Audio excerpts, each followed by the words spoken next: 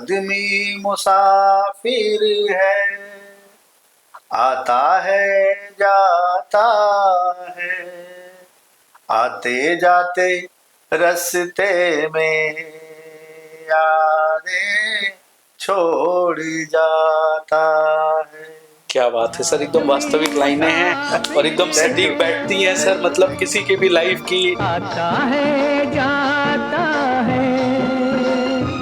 तो रात को बच्चा मेरे साथ ही सोता था, तो उसने पूछा, पापा आपको आपके ऑफिस में क्यों नहीं घुसने? बड़ा प्रश्न है ये बात मेरे लिए बड़ी अपमानजनक थी। मेरी आंखों से आंसू आ गए। मैं रोज ये क्लेम करता हूँ कि मेरा दफ्तर है, मेरा ऑफिस है, और आज मेरा बच्चा मुझसे पूछ रहा है कि आपको आपके ऑफिस में नहीं घुसने दिया। ब्रिटिश राज में जो सड़कें कैंट में बनी होती थी, उन पे लिखा होता था कि भारतीय और कुत्तों का प्रवेश यहाँ नहीं, उनका चलना यहाँ बना। जब मुझे वो बात याद आ गई तो मेरा क्रोध जो है और बढ़ गया। बताऊं, मैं पूरी रात सो नहीं पाया, और सब जितने सचिवालय सेवा के सिक्योरिटी वाले थे जो 2005 में हमको रोक रहे थे, वही अब लोग हमको सलूट मार रहे थे कि आइए बैठिए, कि आइए बैठिए। एक कथावाचक है अनिरुद्धाचार्य, उन्होंने महिलाओं के खिलाफ एक टिप्पणी की। आपको क्या लगता है सर, आपकी क्या राय है? तो ये कुछ अज्ञानी लोग हैं जो आउट ऑफ सिलेबस बात कर। आपका सिलेबस रिलीजन है, आप कल्चर में क्यों एंट्री कर रहे हैं? सिलेबस अध्यात्म होना चाहिए।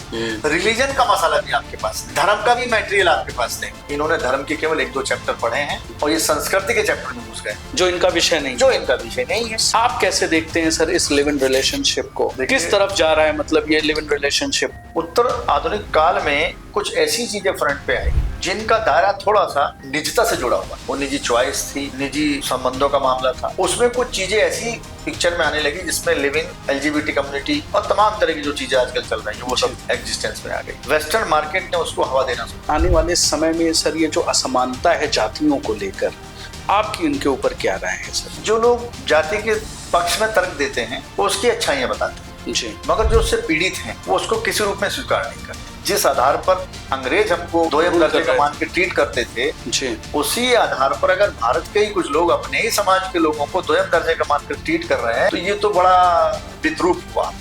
एकता के आधार पर अंग्रेजों को यहाँ से खदेड़ दिया तो आप ये जान लीजिए जो आज पीड़ित है जाति व्यवस्था से, वो भी इस सिस्टम को उखाड़ देंगे। वो माहौल है, लोग सचिवालय के नाम पे जैसे किसी का फोन भी आ जाए तो बड़ी आसानी से काम हो जाता है। कैसे देखते हैं आप इस? गवर्नर की जो कार्यपालिका शक्ति है जी, उसको इस्तेमाल करने वाले लोग वहाँ बैठते हैं, उनके कार्यालय वहाँ है, इसलिए वो पावर का केंद्र है। तो अगर हम महाराष्ट्र में हैं और हमें कोई जौनपुर का, आजमगढ़ का, बलिया का कोई मिल जाता है तो हम उत्तर प्रदेश के हो जाते हैं। जी जी।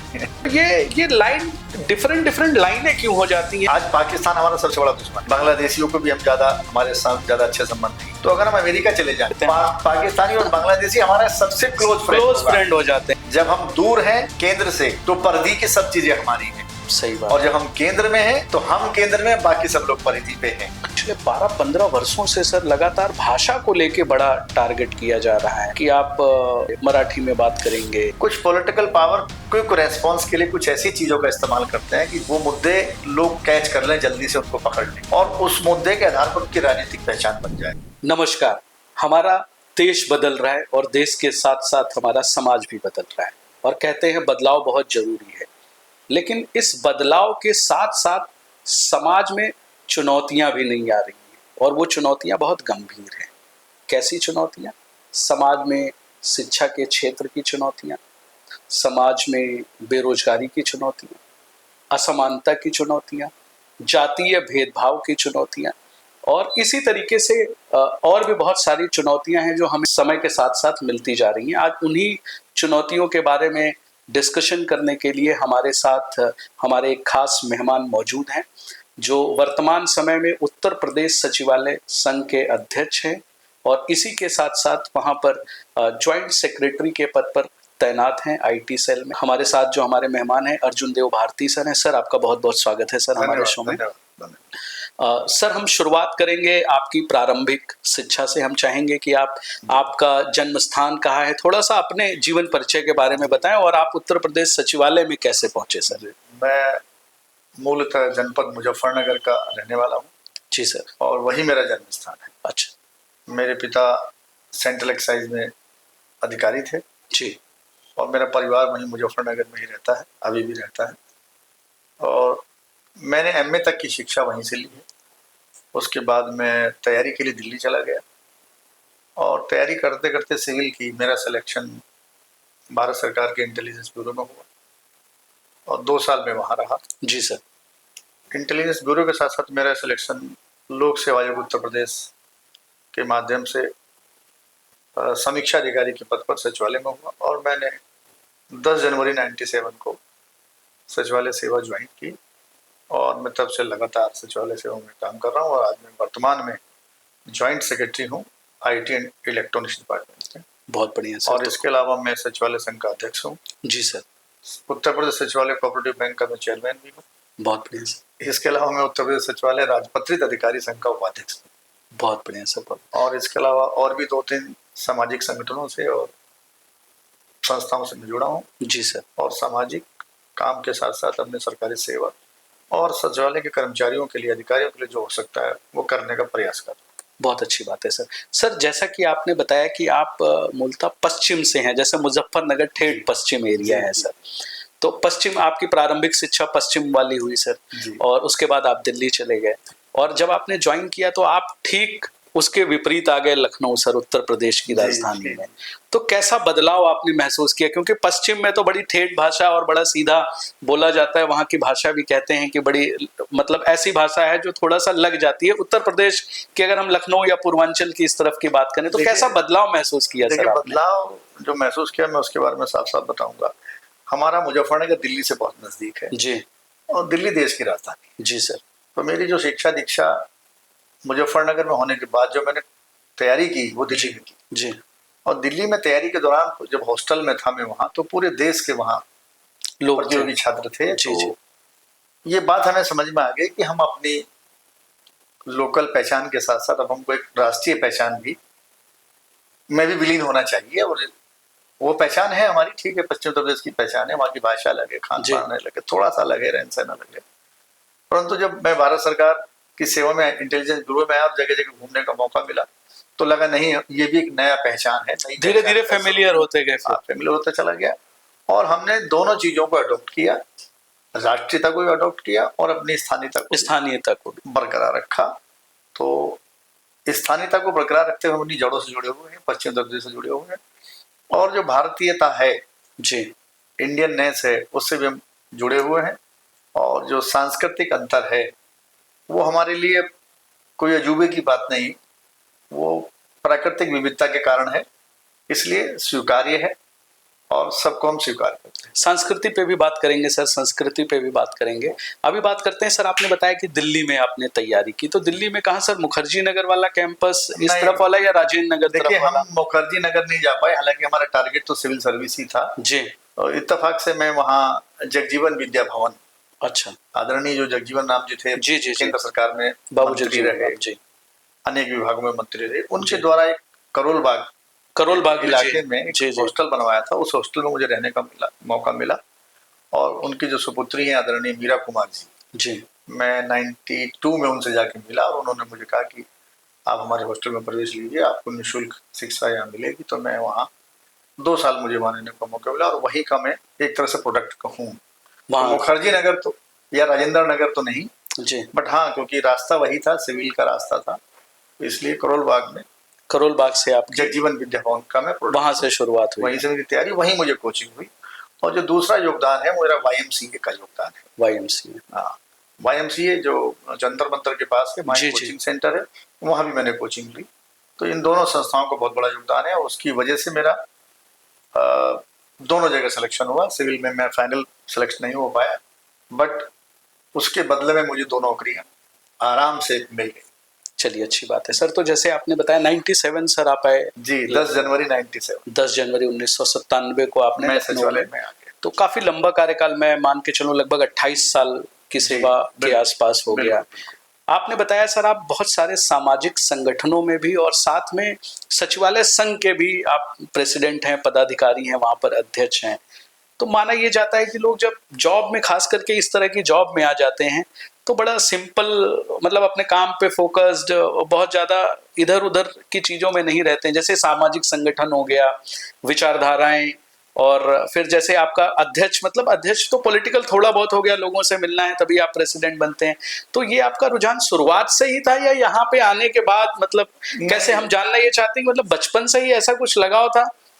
देखिए, चीज़ों को, कुछ गलत चीज़ों को का विरोध करना मेरे स्वभाव में था जी। और मेरे दिमाग में ये कभी नहीं था कि मुझे सचिवालय संघ का अध्यक्ष बनना है या नेता बनना है। ये बातें मेरे बैकड्रॉप ऑफ माइंड में कभी नहीं रही। 2005 में एक ऐसी घटना घटी कि मुझे इस तरफ मेरा झुकाव हो गया, क्योंकि कोई भी आदमी स्वभावतः आसान जीवन जीना चाहता है। सही बात है, जैसा मैंने कहा। जब आसान जीवन जीने के रास्ते में उसको कुछ चुनौतियां आती हैं जी, तो उन चुनौतियों को कुछ लोग एडजस्ट हो जाते हैं, कुछ लोग उसका प्रतिकार करते हैं। तो मैं, क्योंकि प्रतिकार करने की मेरा स्वभाव था, तो मैंने उस घटना का प्रतिकार किया और वो घटना मुझे इस रास्ते की तरफ ले गई। तो 2005 टर्निंग पॉइंट रहा आपका कि टर्निंग पॉइंट रहा मेरा। अगर आप कंफर्टेबल हो सर तो संक्षिप्त में अगर आप शेयर करना चाहें। हाँ बिल्कुल, मैं इस घटना को शेयर करना चाहूंगा और मुझे आज तक ऐसा अवसर कभी मिला नहीं, ये पहला अवसर है कि आप जी आपने इस बात को। चलिए, हमारे प्लेटफॉर्म पे आपका टर्निंग पॉइंट हम जरूर सुनना चाहेंगे। टर्निंग पॉइंट ये था कि मेरा बच्चा छोटा था, जब 5 साल का था जी, तो अक्सर मैं उसको विधानसभा के सामने से, जब बाजार इधर लखनऊ गजरतगंज में लेके जाता था, तो उसको बताता था कि मेरा ऑफिस है, मेरा ऑफिस है। जी, विधानसभा की बिल्डिंग दिखाकर। तो 2005 में जब 26 जनवरी का पर्व आया तो 25 जनवरी को उसने मुझसे कहा कि पापा मुझे 26 जनवरी की परेड देखनी है। वो टीवी पे देखा करता। जी। तो उसको पता लगा कि यहाँ वो परेड यहीं से गुजरती है। जी। तो मैंने कहा नहीं बेटे, ये दिल्ली वाली परेड नहीं, ये लखनऊ वाली परेड। तो पापा मुझे दिखाओ। तो मैं उस परेड को दिखाने उसको लेके गया। जैसे ही मैं गेट नंबर 7 पे सचिवालय के पहुंचा जी, और मोटरसाइकिल थी मेरे पास, मैंने मोटरसाइकिल खड़ी की और बच्चे का हाथ पकड़ के मैं गेट नंबर 7 पे पहुंचा। तो वहां जो सिक्योरिटी गार्ड थे उन्होंने मुझे रोक दिया, कहा कि आप कहाँ जा रहे हैं। मैंने कहा मैं अंदर जा रहा हूँ। कहा आप अंदर नहीं जा सकते। मैंने कहा मैं सचिवालय का कर्मचारी हूँ और मेरे पास मेरा परिचय पत्र है, आप देख लीजिए। कहा नहीं, आपकी आज एंट्री नहीं है। अच्छा, हाँ। मतलब आप कंटिन्यूअस वहां पे एम्प्लॉई है, डेली जा रहे हैं और 26 जनवरी के दिन कहा जी आपके दिन, आज के दिन आपका यहाँ प्रवेश नहीं है। अच्छा, और आप जाइए वहां सड़क पर खड़े होकर अपने बच्चों को परेड दिखाइए। तो मैं बड़ा आहत हुआ इस बात से। खैर, तो मैंने ज्यादा आर्गुमेंट नहीं किया और उन्होंने मुझे थोड़ा सा अपमानजनक व्यवहार भी किया मेरे साथ। अच्छा, मेरा बच्चा भी थोड़ा स्तब्ध रह गया इस बात को देख के कि हाँ पापा यही ऑफिस है। बाद में जब मैं थोड़ा सा जिद किया तो उन्होंने कहा कि ठीक है आप जाइए वहां बापू भवन जाइए और बापू भवन में खड़े होकर देख लीजिएगा। तो मैं बापू भवन आया तो बापू भवन में भी वही पोजीशन थी, वहां तो ताला ही बंद था, गेट पे कोई सिक्योरिटी मैन था ही नहीं, कुछ सिक्योरिटी वाले अंदर बैठे हुए थे। तो मैंने उनको कहा कि भाई मुझे अंदर आने दीजिए और मुझे दिखाना है बच्चे को परेड। तो उन्होंने कहा नहीं, आज ताला बंद है, छुट्टी, आज प्रवेश यहाँ नहीं है। तो थोड़ी सी नोकझोंक हुई और मैं थोड़ा सा क्रोध में मैं थोड़ा सा बोला, तो वो लोग शायद मेरे प्रभाव में आ गए और उन्होंने गेट खोल दिया। मुझे याद है मैंने 1.5 घंटे तक उस बच्चे को, दीवार जो थी वहां बाउंड्री वॉल, बाबू भवन की बाउंड्री वॉल पे, मैंने उसको पीछे से पकड़ के खड़ा रहा, क्योंकि वहां कोई जगह नहीं थी दिखाने के लिए। ऊंची वॉल भी है, ऊंची वॉल थी और पूरी उस पे लोहे की रेलिंग लगी थी और रेलिंग पकड़ के मैंने बच्चे को खड़ा कर दिया। मैं पीछे से खड़ा होके, मुझे नहीं परेड दिख रही थी पर बच्चे को उनको दिख रही होगी। 1.5 घंटे तक मैंने बच्चे को परेड दिखाई और उसके बाद मैं उसको बच्चे को लेके घर आ गया। तो रात को जब बच्चा मेरे साथ ही सोता था तो उसने पूछा, पापा आपको आपके ऑफिस में क्यों नहीं घुसने दिया। बड़ा प्रश्न है ये बात मेरे लिए बड़ी अपमानजनक थी और मेरी आंखों से आंसू आ गए। बड़ा प्रश्न था, गंभीर प्रश्न, कि इस बच्चे की बात का मेरे पास कोई जवाब नहीं, मैं इसको क्या जवाब दूं। मैं रोज ये क्लेम करता हूं कि मेरा दफ्तर है, मेरा ऑफिस है, और आज मेरा बच्चा मुझसे पूछ रहा है कि आपको आपके ऑफिस में नहीं घुसने दिया, इसका मतलब ये आपका फॉल्ट है, आपके अंदर कोई डिमेरिट है। और इस बात ने मुझे अंदर तक झकझोर दिया और मुझे याद आ गया, एक सीधे डायलॉग मेरे दिमाग में याद आया कि Indian and dogs are not allowed. British Raj में ये जो सड़कें कैंट में बनी होती थी उन पर लिखा होता था कि भारतीय और कुत्तों का प्रवेश यहाँ नहीं, उनका चलना यहाँ मना है। मुझे वो बात याद आ गई। जब मुझे वो बात याद आ गई तो मेरा क्रोध जो है, और मैं आपको बताऊं, मैं पूरी रात सो नहीं पाया और पूरी रात में सोचता रहा कि मैं क्या करूं, क्या मुझे करना चाहिए। अगले दिन मैं ऑफिस आया और उन दिनों सचिवालय संघ का चुनाव चल रहा था और सभी प्रत्याशी अपना अपना चुनाव प्रचार कर रहे थे। तो उसी बीच में हमारे जो वर्तमान में एमएलसी हैं श्री लालजी प्रसाद निर्मल जी, वो सचिवालय संघ का चुनाव में अध्यक्ष पद के प्रत्याशी थे जी। तो उसी दौरान वो दोपहर के बाद वो आए वोट के लिए निवेदन करने सबसे, तो मैंने उनको रोक लिया। मैंने उनसे ये बात उनको बताई। जब ये बात मैंने उनको बताई तो उन्होंने पूरी बात मेरी सुनी और अगले दिन उन्होंने इस खबर को पेपर में छपवाया और प्रेस रिलीज जारी की। अगले दिन ये बात अखबार में छप गई। जैसी ये खबर अखबार में छपी तो सचिवालय के लोग जान गए कि किसी के साथ दुर्व्यवहार हुआ है। मेरे तक भी ये खबर पहुंची और मैंने फिर वो पेपर पढ़ा। उसके बाद कुछ लोगों के मेरे पास फोन आए, क्योंकि मैं तो बहुत आहत था, तो मुझे एक डूबते को तिनके का सहारा की तरह सिंपैथी के लिए कॉल आई कि मतलब सिंपैथी के लिए नहीं, सिंपैथी के लिए भी आई और ये जानने के लिए भी ऐसा क्यों हुआ, क्या हुआ। अच्छा। परंतु मैंने ना उसको सिंपैथी के रूप में लिया, मैंने उसको लिया कि अब मुझे कोई रास्ता मिल गया, अब मुझे कुछ करना चाहिए जी। उसी दिन मैंने एक प्रार्थना पत्र डीएम लखनऊ, एक प्रार्थना पत्र चीफ सेक्रेटरी उत्तर प्रदेश शासन और प्रमुख सचिव सचिवालय प्रशासन को लिखा और ये मांग की कि मेरे साथ ऐसा ऐसा दुर्व्यवहार हुआ है, भविष्य में किसी के साथ दुर्व्यवहार न हो। अगर मेरे साथ मेरी पत्नी, मेरे रिश्तेदार, कुछ और लोग भी होते तो कितना बड़ा अपमान का घूंट मुझे पीना पड़ता उनके सामने और ये बात कितनी अपमानजनक होती। तो मैंने प्रार्थना पत्र वहीं हमारे सचिवालय में पोस्ट ऑफिस है, वहां से पोस्ट कर दिया। और उसके बाद मैंने क्या किया कि मैंने सोचा कि अब मुझे लोगों को जागरूक करना चाहिए। सही बात है। तो मैंने कुछ पंफलेट छपवाए और अपने दो साथी मेरे साथ थे, एक ज्योतिन अधिकारी थे, एक आलोक कुमार राय समीक्षा अधिकारी हैं, अभी हमारे साथी सचिवालय में हैं जी। वो दो लोगों ने मेरा बहुत साथ दिया और मैं उनको लेकर गया वहां और पूरे सचिवालय मैंने पंफलेट के जरिए लोगों को बताया कि ऐसा दुर्व्यवहार ब्रिटिश काल की तरह हो रहा है आपके साथ और 26 जनवरी पर आप प्रवेश यहाँ नहीं कर सकते। सचिवालय के जो दीर्घा बनती है उसमें वीआईपी के स्थान तो है बैठने का, माननीय सांसदों, माननीय विधायकों, माननीय उच्च अधिकारियों के लिए तो स्थान है, सचिवालय के लोग वहां नहीं घुस सकते, वो प्रवेश नहीं कर सकते क्योंकि उनके लिए कोई व्यवस्था नहीं। भले आप अपना परिचय पत्र दिखाएं।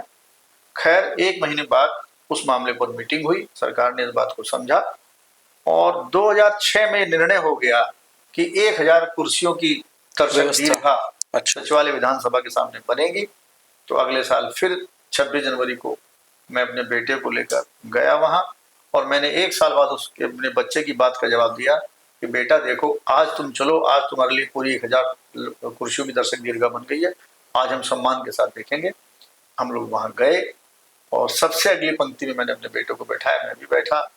सचिवालय सेवा के एक अधिकारी श्री संजय उपाध्याय जी थे, विशेष सचिव, उस समय वो अनुसचिव थे, तो उनकी वहां ड्यूटी लगाई गई थी जी, स्पेशल ड्यूटी लगाई गई थी और हमारा बहुत वहां स्वागत हुआ कि भाई ये दर्शक आपकी वजह से बनी है। सही बात है। और सब जितने सचिवालय सेवा के सिक्योरिटी वाले थे जो 2005 में हमको रोक रहे थे, वही अब लोग हमको सलूट मार रहे थे कि आइए बैठिए, कि आइए बैठिए। बड़ा डिसीजन रहा वो जी। और तब मेरे बच्चे को मुझे भी लगा कि हाँ, अगर हम किसी बात को, सही बात को उठाएं, वो बात लोकतांत्रिक है, वो बात संवैधानिक है और प्रतिकार करें तो आपकी बात सुनी जाती है, मगर उसमें आप में वो धैर्य, वो आपके अंदर वो निर्णय लेने की क्षमता भी होनी चाहिए, कौन सा तरीका हमको इख्तियार करना है। सही बात है। तो संवैधानिक रास्ते पर चलकर हमको बहुत बड़ी विजय। तो मतलब उससे पहले सर ये बताइए कि ये क्या ये रूल था कि मतलब एम्प्लॉय नहीं जा सकते? कोई व्यवस्था नहीं थी, कोई व्यवस्था नहीं, कोई विधिवत व्यवस्था नहीं थी। जैसे मान लिया 26 जनवरी परेड दिल्ली में होती है तो बाकायदा टिकट और पासेज जारी जी जी, बट सचिवालय के लोगों के लिए कोई व्यवस्था सुनियोजित तरीके से नहीं थी, मतलब प्लान तरीके से नहीं थी, वेल प्लान नहीं। और केवल जो हमारे वीआईपी हैं, हमारे जो माननीय सांसद हैं, माननीय विधायक हैं, माननीय मंत्रीगण हैं, उनके लिए व्यवस्था होती थी, उच्च अधिकारी के लिए होती थी, सचिवालय के आम लोगों के लिए नहीं होती। तो अब वो व्यवस्थाएं अब लगातार व्यवस्था है, दर्शक दीर्घा बन गई। तो यानी वो 2005 का एक बड़ा मतलब निर्णायक रहा आपके लिए। और मुझे उससे पहले सचिवालय में कोई जानता तक नहीं था, उस घटना के बाद से मुझे लोग पहचानते, उस मोमेंट की वजह से जी।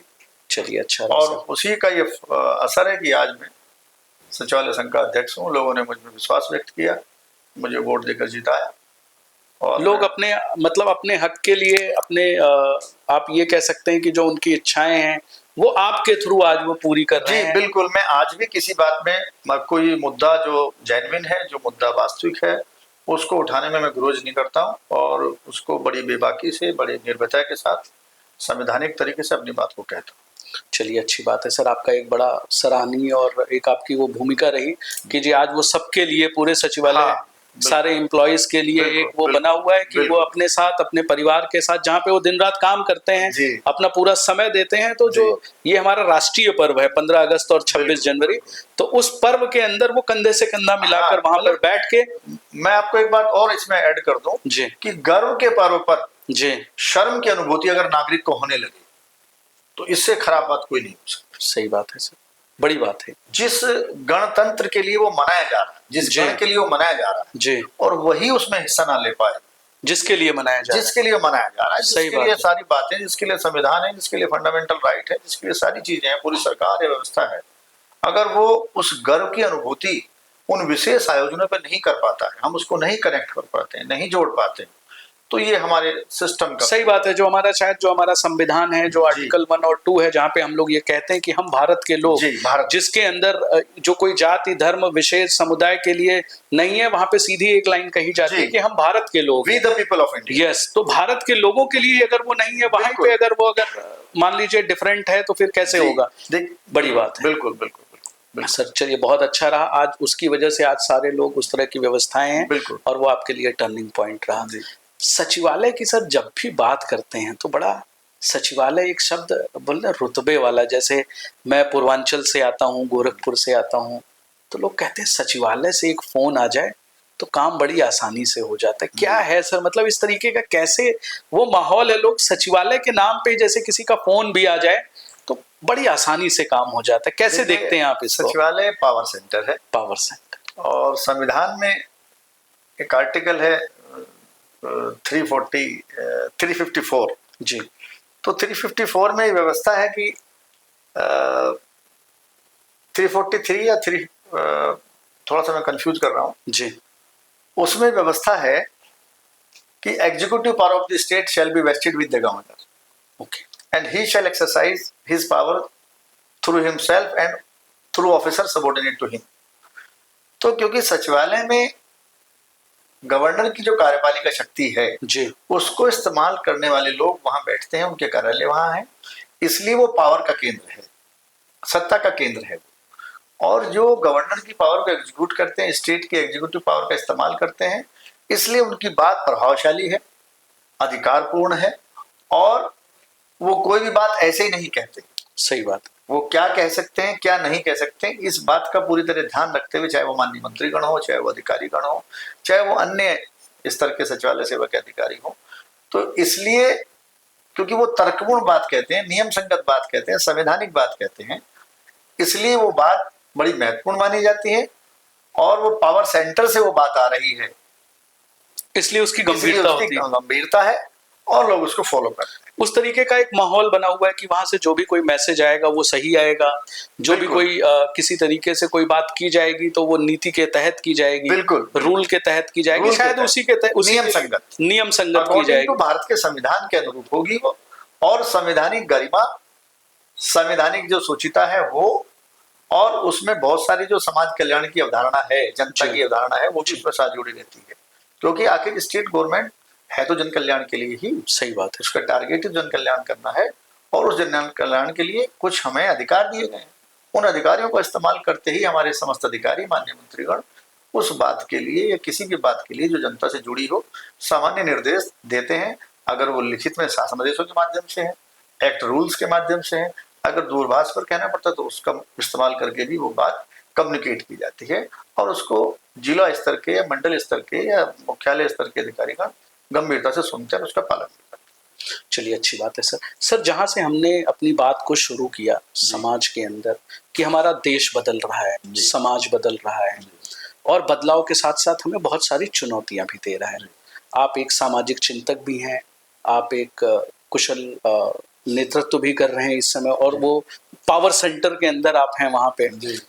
ये बताइए सर कि जो इस देश के अंदर जो सबसे बड़ी समस्या है जातिवाद की, अगर हम समाज की बात करें, तो ये जातिवाद को आप कैसे देखते हैं आने वाले समय में? सर ये जो असमानता है जातियों को लेकर, आपकी इनके ऊपर क्या राय है सर? ये कम हो रहा है या बढ़ रहा है, और इसके क्या दुष्प्रभाव हैं सर? देखिए ऐसा है, भारत में जाति की व्यवस्था बहुत पुरानी है जी, धर्म ने उसको सपोर्ट किया, और जब सपोर्ट किया तो कुछ विकृतियां उसमें आ गई। जो लोग जाति के पक्ष में तर्क देते हैं वो उसकी अच्छाइयां बताते हैं जी, मगर जो उससे पीड़ित हैं वो उसको किसी रूप में स्वीकार नहीं करते, क्योंकि जिसके पैर में पड़ी विवाही वो क्या जाने, पीर पर आई। पीर पर आई। इस संदर्भ में एक बहुत मोटी बात कहना चाहूंगा।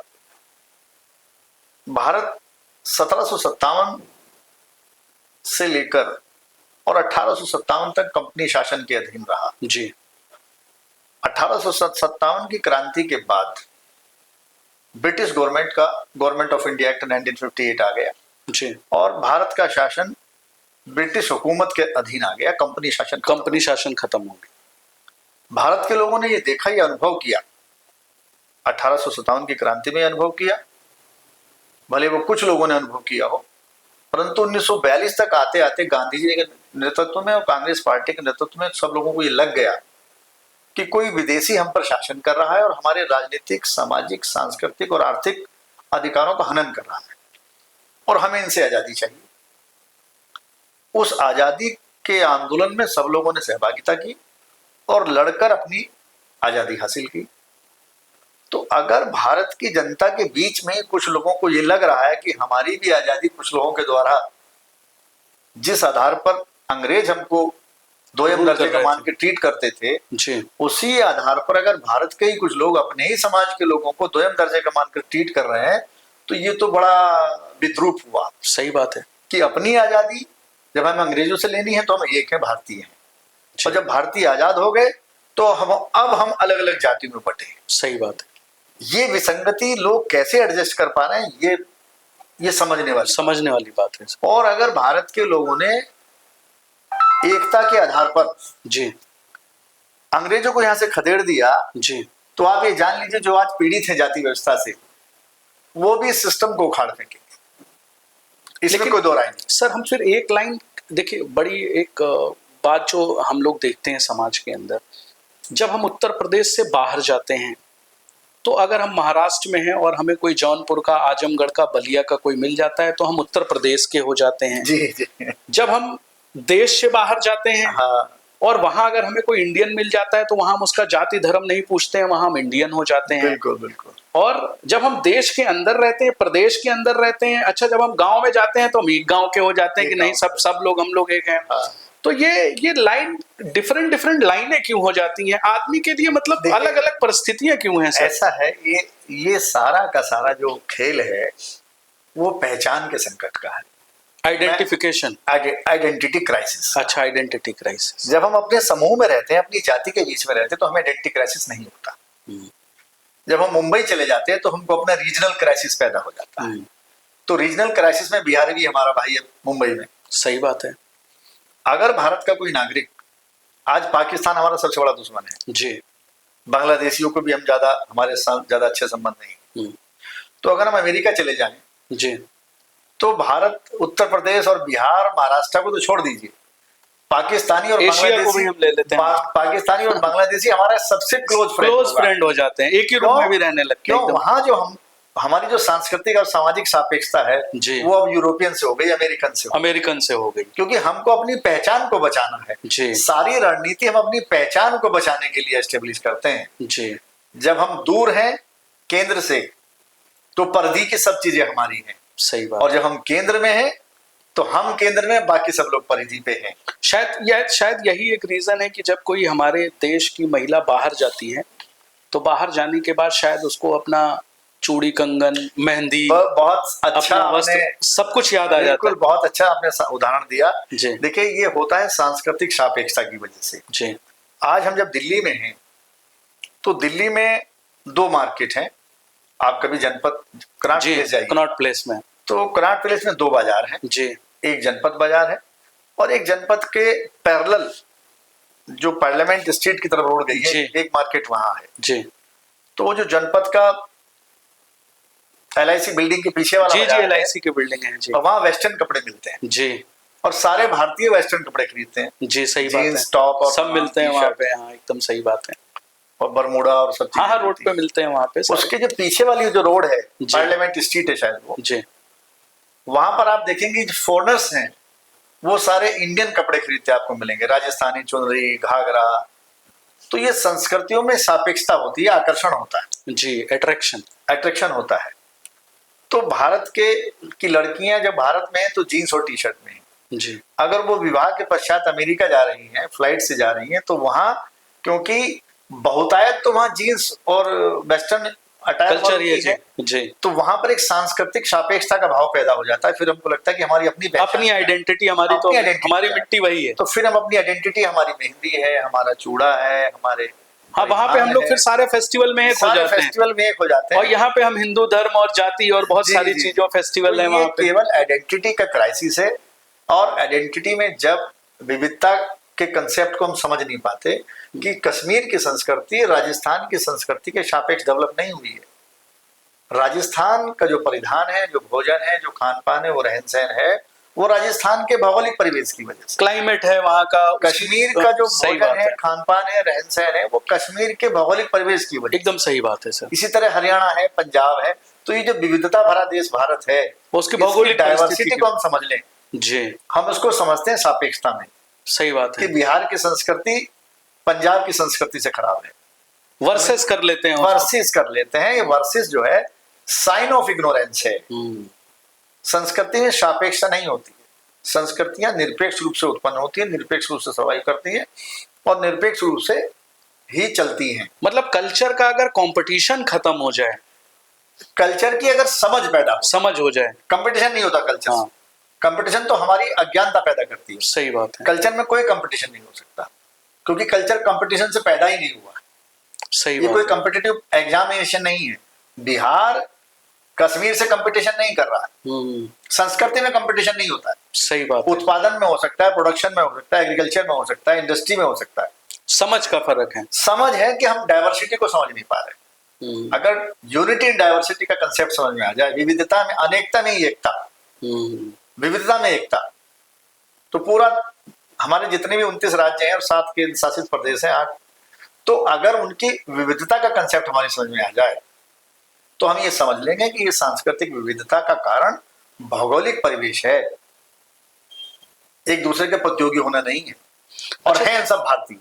आपने बड़ी मजबूत बात कही है सर। और इस समय वर्तमान में जैसे आपने कहा कि महाराष्ट्र हो, उत्तर प्रदेश हो, सबकी अपनी अपनी परिस्थितियां, चाहे बोली भाषा हो, चाहे कुछ भी हो।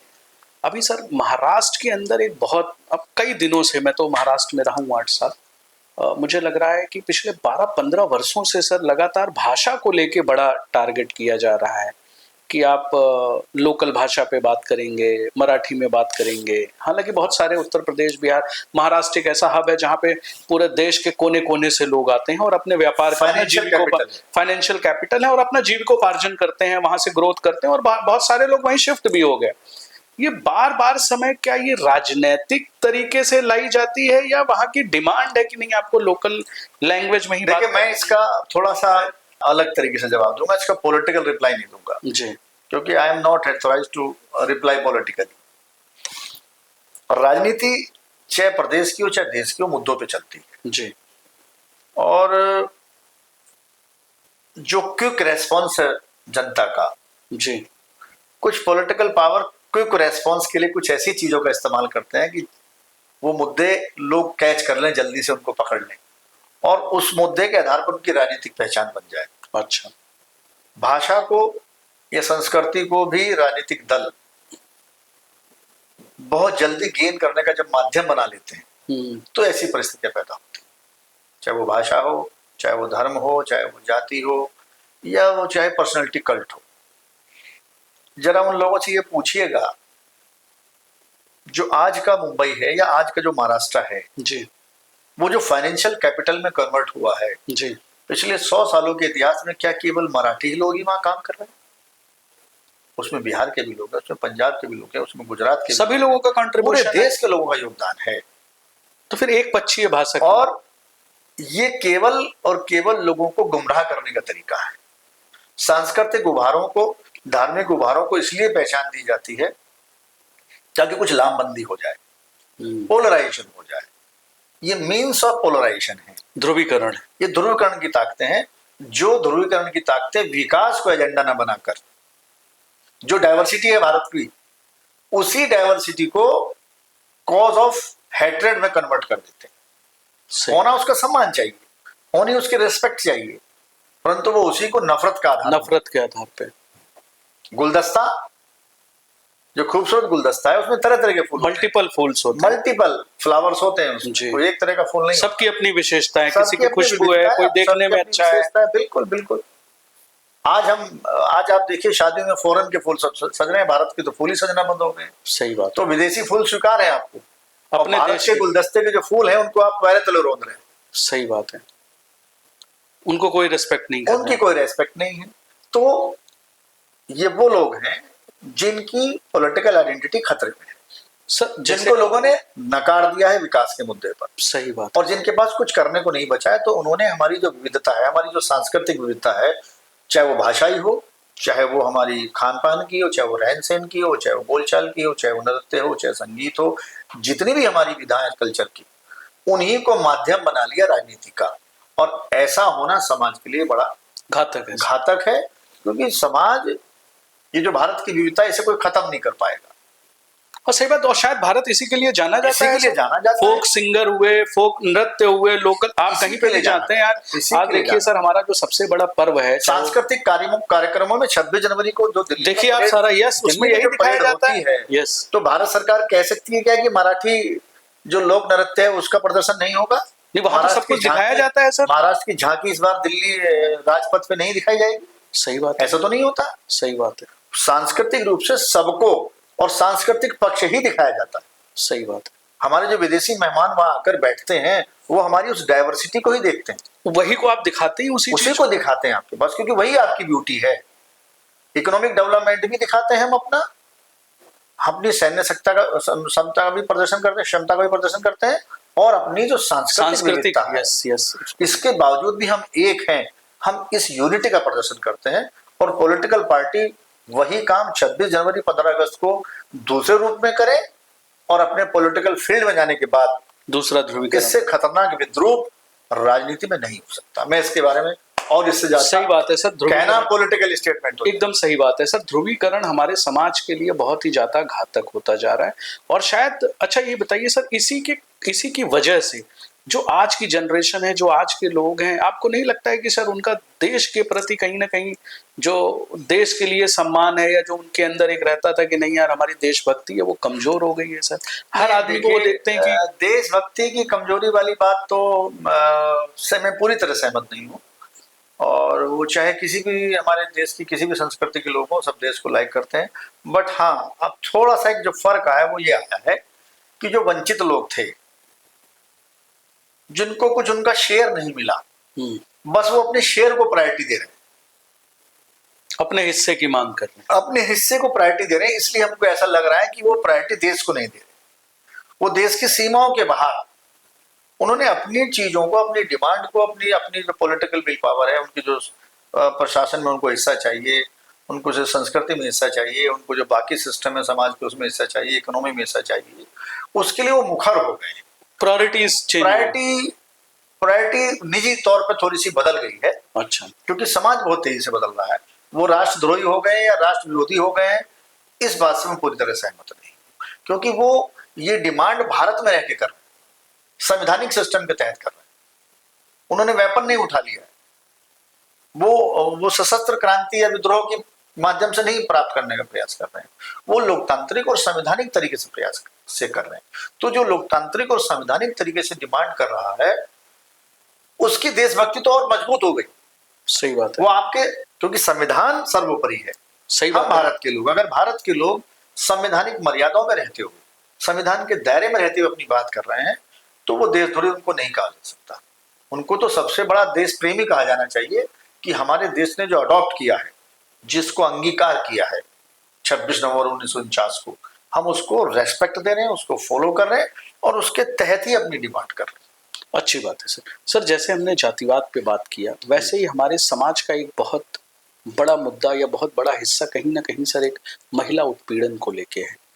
महिलाओं पे हो रहे अत्याचार, ये भी इसको भी आप कह सकते हैं कि महिलाओं का विकास भी बहुत तेजी से हो रहा है। आज हर क्षेत्र में हमारे देश की महिलाएं, हमारी बहन बेटियां जो हैं बढ़ चढ़कर हिस्सा ले रही हैं, चाहे वो कोई भी क्षेत्र हो, टेक्नोलॉजी का क्षेत्र हो, युद्ध का क्षेत्र हो, पढ़ाई का क्षेत्र हो, हर एक, चाहे वो पॉलिटिकल ही क्यों ना हो, कंधे से कंधा मिला के वो लोग चल रही हैं। लेकिन जो उनके प्रति सर इस समय देखा जाता है, उत्पीड़न दो ही तरीके से बहुत ज्यादा समाज में फैला हुआ है। महिला उत्पीड़न हो, यौन उत्पीड़न हो, या इस तरह के जो उत्पीड़न है उसमें महिलाओं की स्थिति को सर कैसे देख रहे हैं आप? देखिए, इससे पहले मैं दो बातें कहना चाहूंगा। जो आपने पहले जातिवाद का सवाल किया था, जातिवाद पे एक आंसर देने के बाद मैं फिर महिला मुद्दे पे आऊंगा।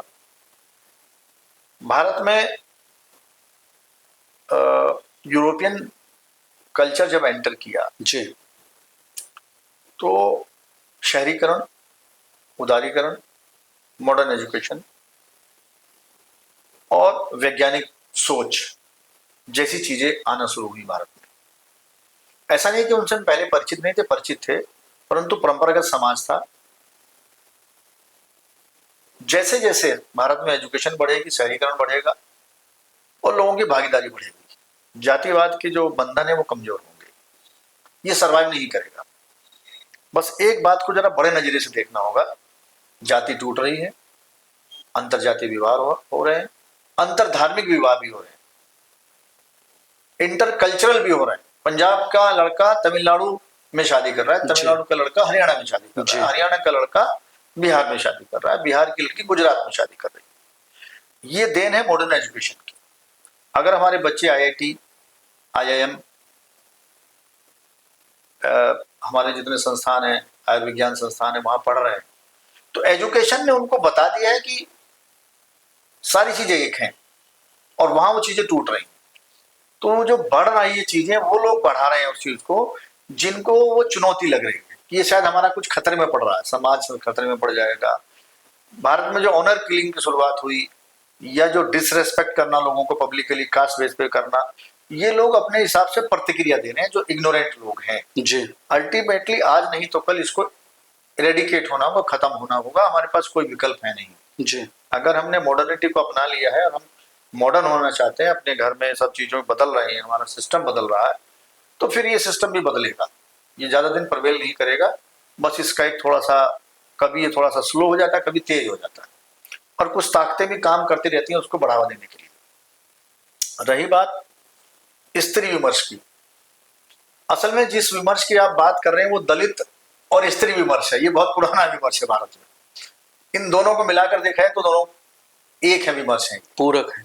पूरक मतलब पूरक क्या, दोनों ही पीड़ित हैं, दोनों ही पीड़ित हैं, दोनों ही पीड़ित रहे हैं और दोनों ही विद्रोह की मुद्रा में हैं। अच्छा, कहा ये जो जातिवाद से पीड़ित है जी, वो जाति के खिलाफ विद्रोह कर रहे हैं, और जो स्त्री पुरुष वर्चस्व से पीड़ित रही है हजारों साल तक, वो पुरुष वर्चस्व के खिलाफ विद्रोह कर रही है।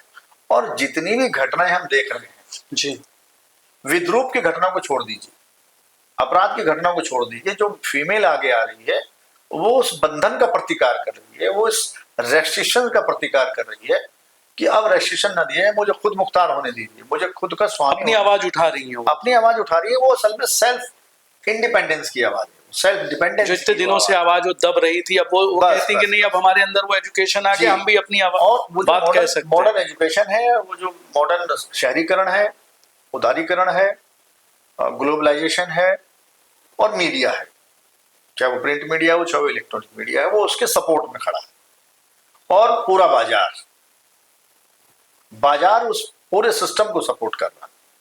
आज अगर बाजार से फीमेल को हटा दिया जाए तो बाजार सरवाइव नहीं कर पाएगा। पूरा बाजार फीमेल को एम्बेसडर बना के चल रहा है। मुद्दा फीमेल है वहां पे, मुद्दा उसकी आजादी है, आजादी है। आपने देखा होगा कि अगर कोई मार्केट नहीं चलती है तो बड़े होशियार लोग क्या करते हैं, जो होशियार व्यापारी होते हैं, वो वहां एक कपड़ों की सेल, कपड़ों में, हाँ, फीमेल जहाँ पे जैसे वहां कपड़ों की सेल शुरू होती है तो वो बाजार चलने लगता है, क्योंकि वहां फीमेल पहुंच जाती है, फीमेल बायर हो जाते हैं वहां पे।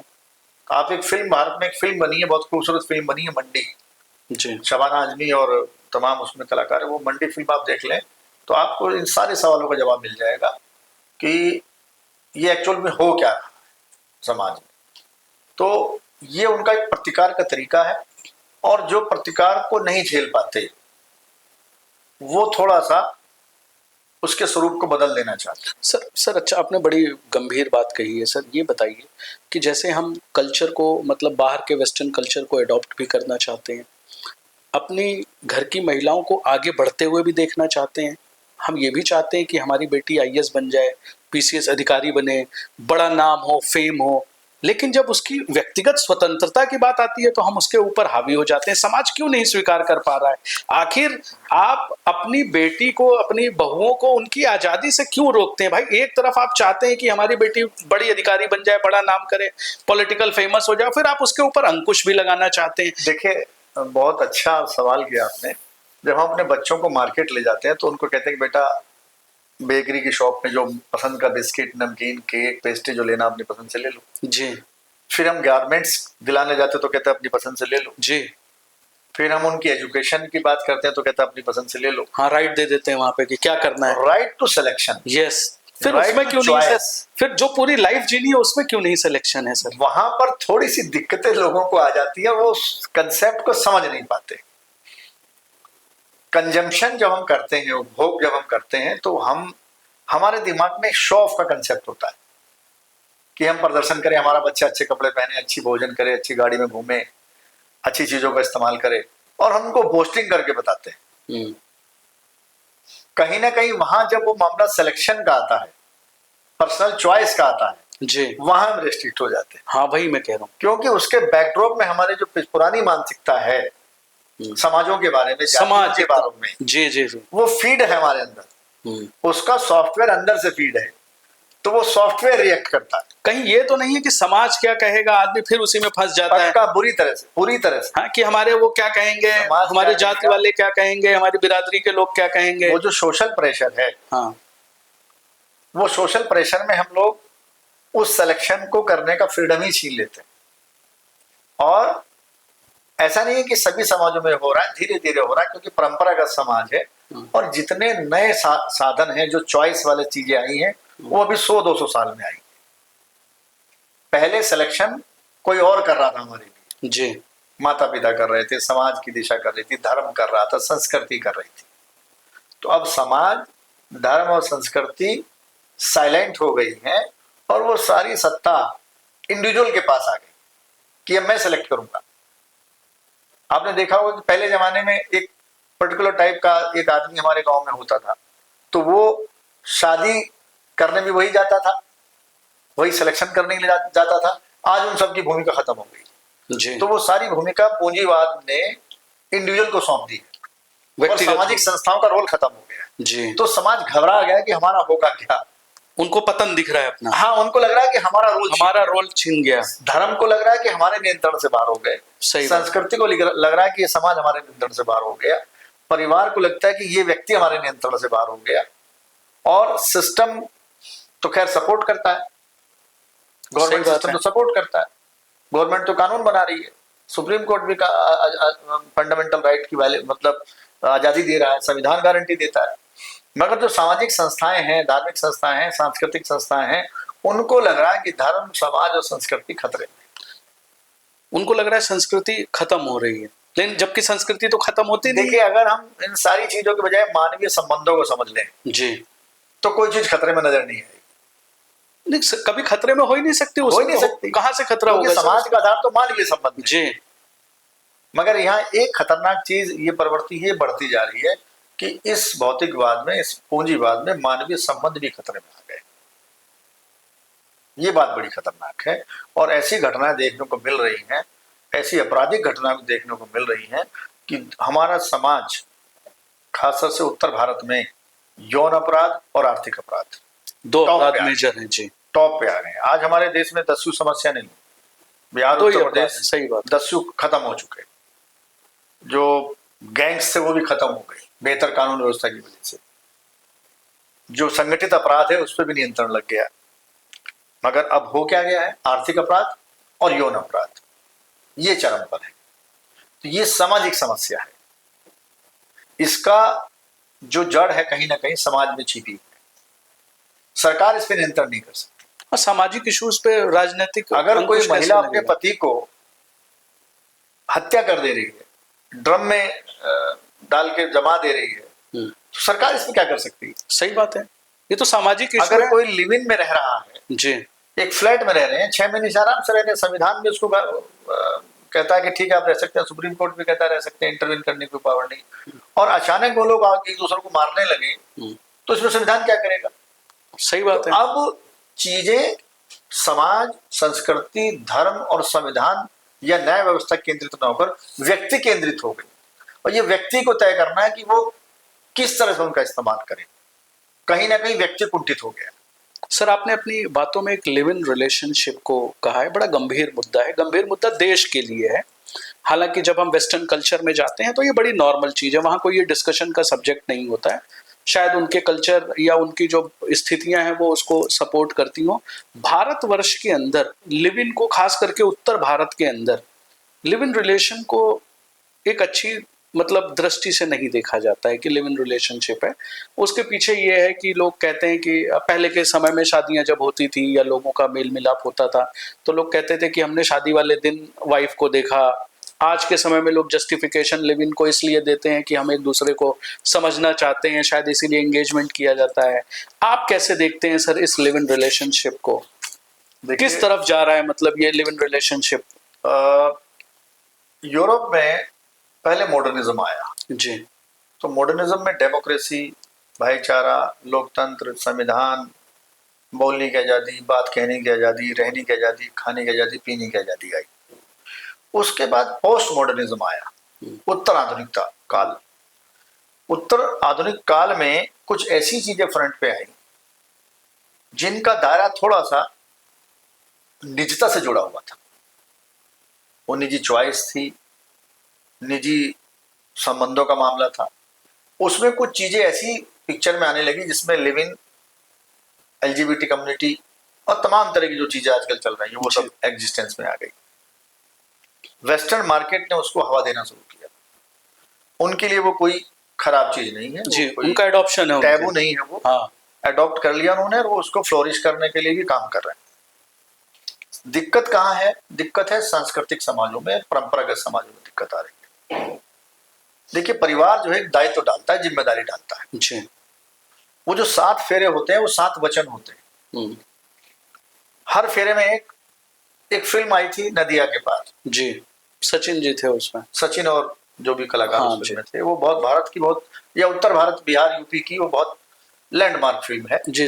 लगभग सब लोगों ने हाँ। उस तरह तो की उसमें movies की हर बात- फेरे में एक वचन की बात होती है। जी तो विवाह नाम की जो संस्था है, मैरिज, जी, मैरिज केवल एक रिलेशन नहीं है, वो एक रेस्पॉन्सिबिलिटी है, और रेस्पॉन्सिबिलिटी पूरी करनी होती है जब तक आप जीवित हैं। कुछ ऐसा भी होने लगा कि हमको जैसे जैसे उन्होंने संबंधों को पुरुष और स्त्री के बीच में रखा, जी वन नाइट स्टैंड पे हम चले आए।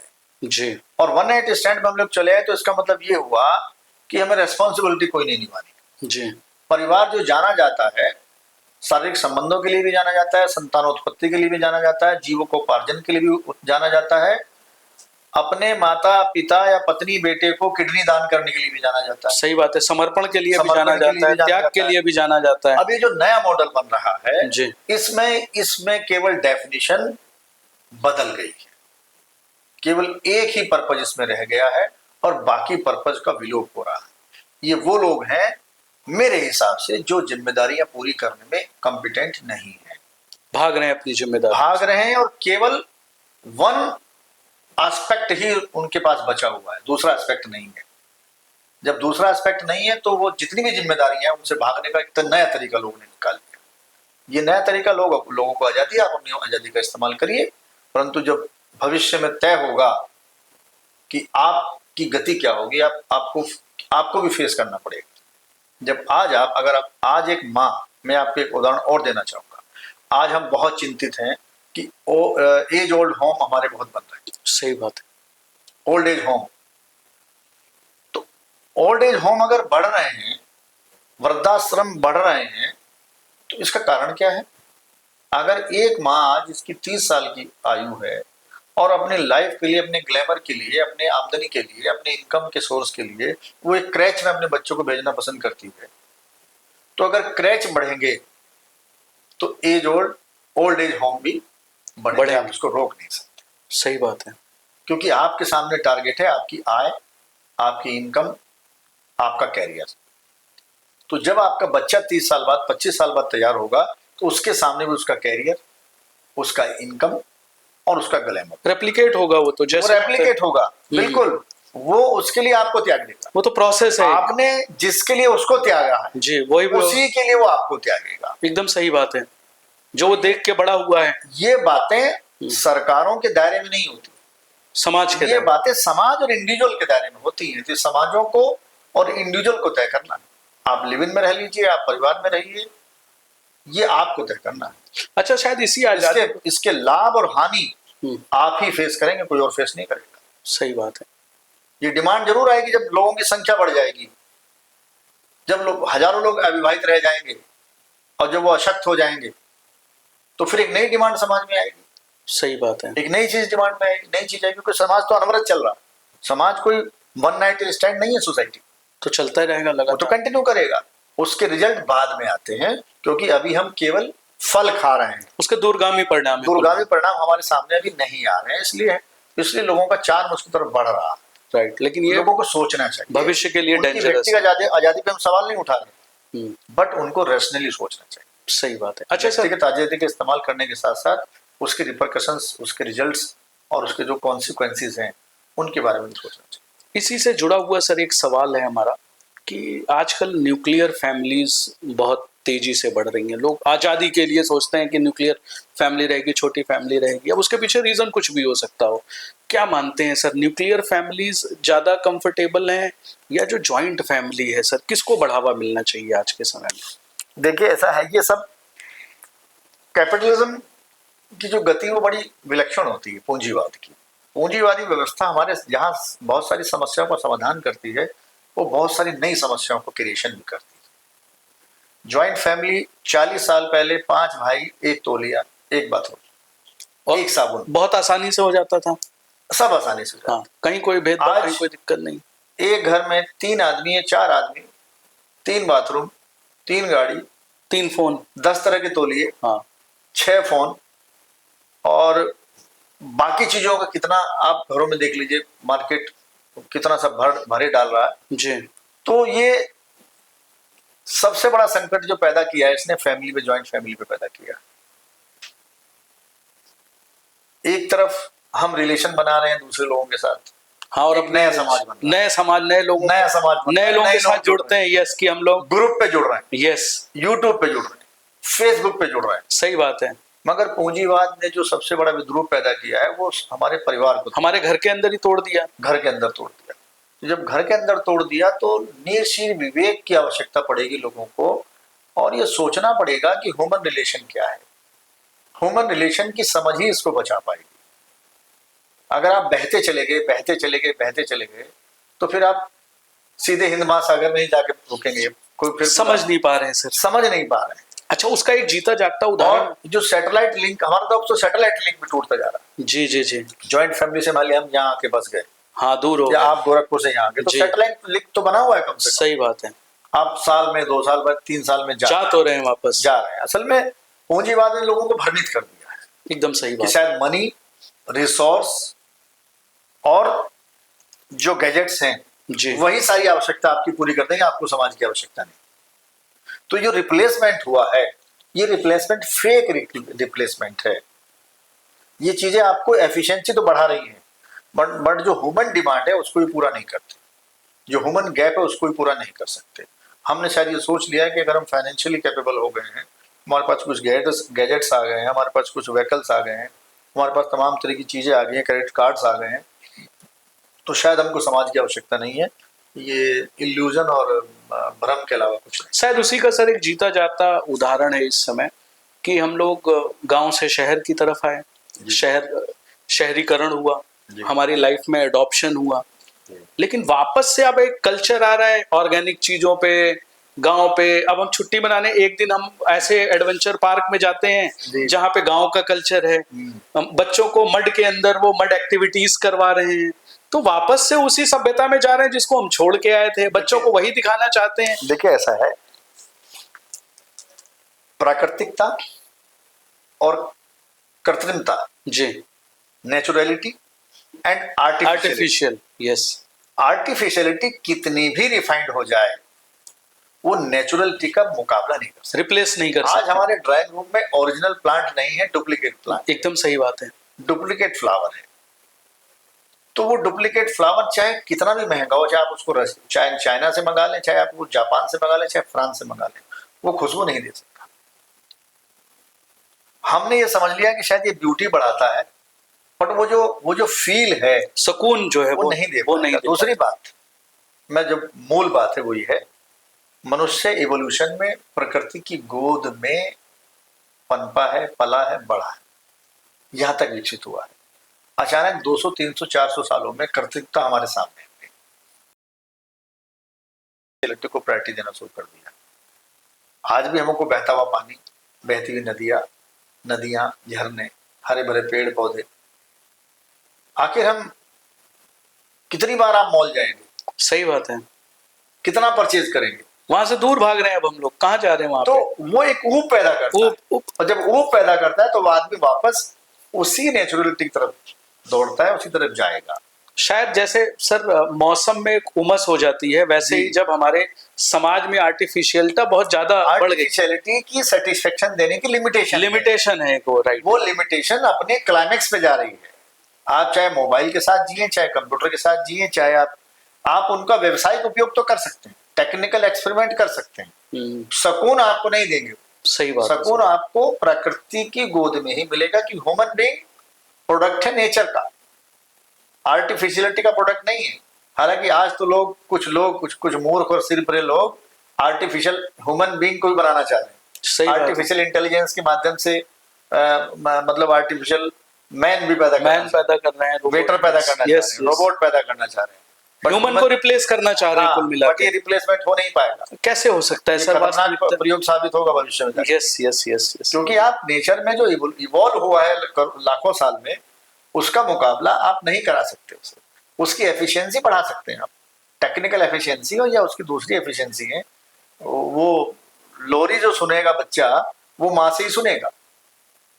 एआई लोरी लिख सकता है, सही बात, पर एआई लोरी वो फील नहीं दे सकता, वो फील नहीं दे सकता। सही बात है। बच्चे के सेंसर जो माँ को फील कराते हैं, या माँ जो बच्चे से फील करती है, जो अनुभूति मिलती है, वहां से अनुभूति मिलती है, वो आर्टिफिशियलिटी नहीं दी। एकदम सही बात है सर। हालांकि सेंसिटाइज करके चीजों को उस लेवल पे कुछ लोग ले जाने का प्रयास कर रहे हैं, को ग्रो करने। Yes yes yes, but that will not, वो व्यावसायिक ध्रुवीकरण, that will not be proved as sufficient. वो सफिशिएंट नहीं है, वो इनएफिशिएंट ही रहेगा हमेशा। सर आपने नेचर की बात की, तो नेचर पे अगर जो इस समय सबसे बड़ा जो डेंजर आप जो कह सकते हैं, जो खतरे का सिंबल है, वो हमारा पर्यावरण है। आप एक सामाजिक चिंतक भी हैं, और आपने सबने समाज के अंदर देखा होगा कि जब कभी भी पेड़ लगाने होते हैं तो हम लोग फोटो खिंचवा लेते हैं, पेड़ लगा देते हैं। मतलब ये पॉलिटिकल नहीं, मैं नॉर्मल बात कर रहा हूँ। हर आदमी पेड़ लगाएगा एक दिन और गमले में, और यहाँ वहाँ फोटो खिंचवा के, और उसके बाद वो पेड़ फिर सूख जाते हैं। और आज देखिए गर्मी जब बढ़ती है तो एकदम त्राहिमाम मच जाता है, ठंडी होती है तो जरूरत से ज्यादा ठंडी हो जाती है। अभी बरसात का मौसम है, आप देखिए क्या हालात हो रहे हैं। तो क्लाइमेट पूरी तरीके से एकदम आप कहिए कि अनकंट्रोल्ड हो चुका है। और पर्यावरण पे अभी अगस्त में बहुत जोरदार बारिश हो रही है। आप देखिए मौसम पता ही नहीं चल रहा है अगस्त का, मगर अभी भी बारिश हो रही है। अब पर्यावरण के लिए हम लोग फोटोबाजी तो बहुत सारी कर रहे हैं, पूरा समाज कर रहा है, चाहे किसी भी समुदाय का हो, चाहे वो राजनीतिक हो, चाहे सोशल हो। उसके बाद हम उसको नहीं बचा रहे। सर आपका क्या ओपिनियन है, कैसे इसको सुधारें, जबकि हमारी मूलभूत आवश्यकता है? देखिए ऐसा है, प्रदर्शन हमारी टेंडेंसी बन चुका है, शोबाजी, फोटो, रील, हम यहाँ जा रहे हैं, हम ये आज ये कर रहे हैं, हम ये कर रहे हैं। मतलब लेंस की जो रीच है, वो सामाजिक, प्रशासनिक, बाजार के बाद घर में एंट्री कर गया। तो हर आदमी को शो ऑफ करने का लगा हुआ है। कोई भी इवेंट हो तो हमको ये शो ऑफ करना होता है कि हम शो ऑफ कर दें। वो सब जगह रिफ्लेक्ट हो रहा है। जिस दिन समाज को आवश्यकता महसूस होगी, उसको जब लग जाएगा। असल में दिक्कत आदमी के साथ ये, इंसान के साथ दिक्कत ये है कि वो कुछ स्टेप एकदम लास्ट में उठाता है, लास्ट स्टेज पे उठाता है। वो कभी चेतता नहीं है, वो इतना खोया रहता है, इतना एक तरह से कहना चाहिए कि वो मस्त हो जाता है, इतना खो जाता है चीजों में कि वो जो सबसे इंपॉर्टेंट चीज है और जो सबसे फ्री की चीज है, जल, ऑक्सीजन, धूप, पहले उनसे बचता है और फिर उनके लिए मारा मारा फिरता है। सही बात है सर। पहले आप एनर्जी गेन करना चाहते हैं कि आपकी बॉडी में थोड़ा सा फैट आ जाए, और फिर उसको रिलीज करने के फिर लिए डॉक्टर कहता है फैट थोड़ा सा बर्न करिए आप, हाँ बंद करिए, सुबह उठिए, वॉक फिर आप जो करिए, है घर में परेशान होता है। हाँ, फिर आप फैट बर्न करने जाते हैं, सही फैट बर्न बात। करने के लिए क्लास करते हैं, पैसा योगा देके करते हैं, फैट बर्न जुम्बा करते हैं। तो ये मानवीय एक तरह से अज्ञानता है, वही हम नेचर के साथ कर रहे हैं। और ये माना जा रहा है कि जितना ज्यादा हम लोग सुविधा में रहेंगे, अपनी एनर्जी बचाएंगे, अपनी एनर्जी के बाद मशीनों का इस्तेमाल करेंगे, तो वो हमारे लिए दिक्कत ही करेगा। तो अभी खतरा क्योंकि हमको दिखाई नहीं दे रहा, इंसानी जिंदगी कुछ ऐसी हो गई है, कैपिटलिज्म ने कुछ इतना उसको गुरूर में ला दिया है, उसको लगता है कि हर चीज का समाधान सरकारें और सिस्टम दे सकता है, पैसा दे सकते हैं, पैसा दे सकता है, सुविधा दे सकती है, और मुझे क्या पड़ा, क्योंकि हम कलेक्टिविटी में सोचते ही नहीं। सही बात है। हम सोचते हैं इंडिविजुअलिटी में, हमें क्या, हम तो अपनी गाड़ी उठा के चलते हैं, नैनीताल चले जाएंगे, सही बात है, वहां घुमाएंगे, हम नैनीताल चले जाएंगे, हम मसूरी चले जाएंगे, और अभी देखिएगा नैनीताल मसूरी में क्या हो रहा है, आप देखिए मंडी में क्या हो रहा है, सही बात है, हिमाचल में क्या हो रहा है, वहाँ के पुल, वहाँ की सड़कें, वहाँ सब अभी जम्मू का भी लेटेस्ट सब एग्जांपल डिस्टर्ब हो रहा है। तो फिर जब आपको प्रकृति आपके सामने बाधा खड़ी कर देगी, फिर आपके पास क्या विकल्प है। तो कभी कभी कुछ, क्योंकि मनुष्य प्रकृति से उत्पन्न हुआ है और सारे हार्ड जो लेसन हैं वो नेचर ही देती है। तो now nature has started given us hard lessons. बेहतर है हम अभी भी सीख लें और खाली फोटो अपॉर्चुनिटी में न जिए, अपने जो हमारा जो लोकल पर्यावरण है, लोकल जो परिस्थितियां, उनको समझें। अगर आप समझ लेंगे तो चीजों का समाधान भी है हमारे पास उपलब्ध है। चलिए, बहुत तो अच्छी जो मिसकंसेप्शन है हमारा अपनी निजता के बारे में, और अपनी निजता को हम पर्यावरणीय सुरक्षा से ऊपर रखते हैं, और हम ये मान के चलते हैं कि ये समस्या तो उस आदमी की जिसके पास गाड़ी नहीं है, हमारे पास मसूरी जाने के पैसे नहीं है, राइट, ये समस्या मेरी नहीं है, मैं तो मसूरी जा सकता हूँ, मैं तो एसी में रह सकता हूँ, मैं एसी में रह सकता हूँ, मैं मसूरी जा सकता हूँ। अगर मसूरी बंद हो गया तो हम तो ऊटी चले जाएंगे, ऊटी चले जाएंगे, आउट ऑफ इंडिया चले जाएंगे, स्विट्जरलैंड चले जाएंगे। तो आप जिस मामले को इंडिविजुअल लेवल पर ना सोच के सामूहिक लेवल पर सोचना चाहिए। हम जो कैपेबल है, जिनकी रेस्पॉन्सिबिलिटी, जिनको कलेक्टिवली सोचना चाहिए, वो इंडिविजुअली सोच रहे हैं। सही, और जब हम इंडिविजुअली सोचते हैं, समूह की चेतना से हम कट जाते हैं, और जो बात पूरे समाज को सोचनी चाहिए वो पूरा समाज नहीं सोच पाता।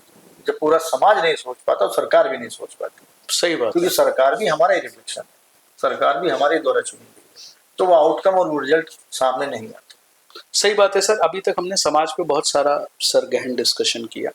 अभी पिछले हाल के दिनों में सर समाज के अंदर एक डिफरेंट तरह का कल्चर डेवलप हो गया है। समाज के प्रति, लोगों के प्रति अब सामाजिक मंचों से बयान आने लगे हैं। वो बयान चाहे हिंदू कथावाचक हो या मुस्लिम मौलानाज हो, ये अब निजी जीवन में लोगों के प्रवेश करने लगे हैं और अपनी धारणा को खुले मंच से कहने से नहीं चूकते हैं। उन्हीं में हाल में ही आपने देखा होगा बहुत सारा विवाद चल रहा है।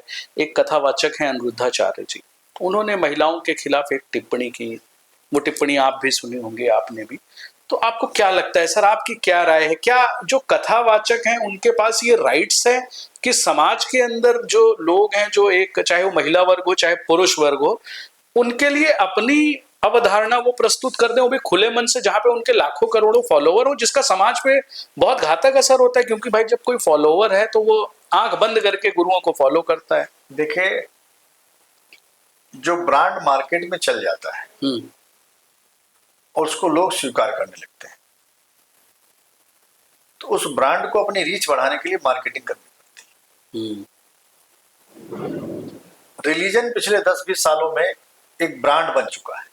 ये रिलीजन के ब्रांड एम्बेसडर है।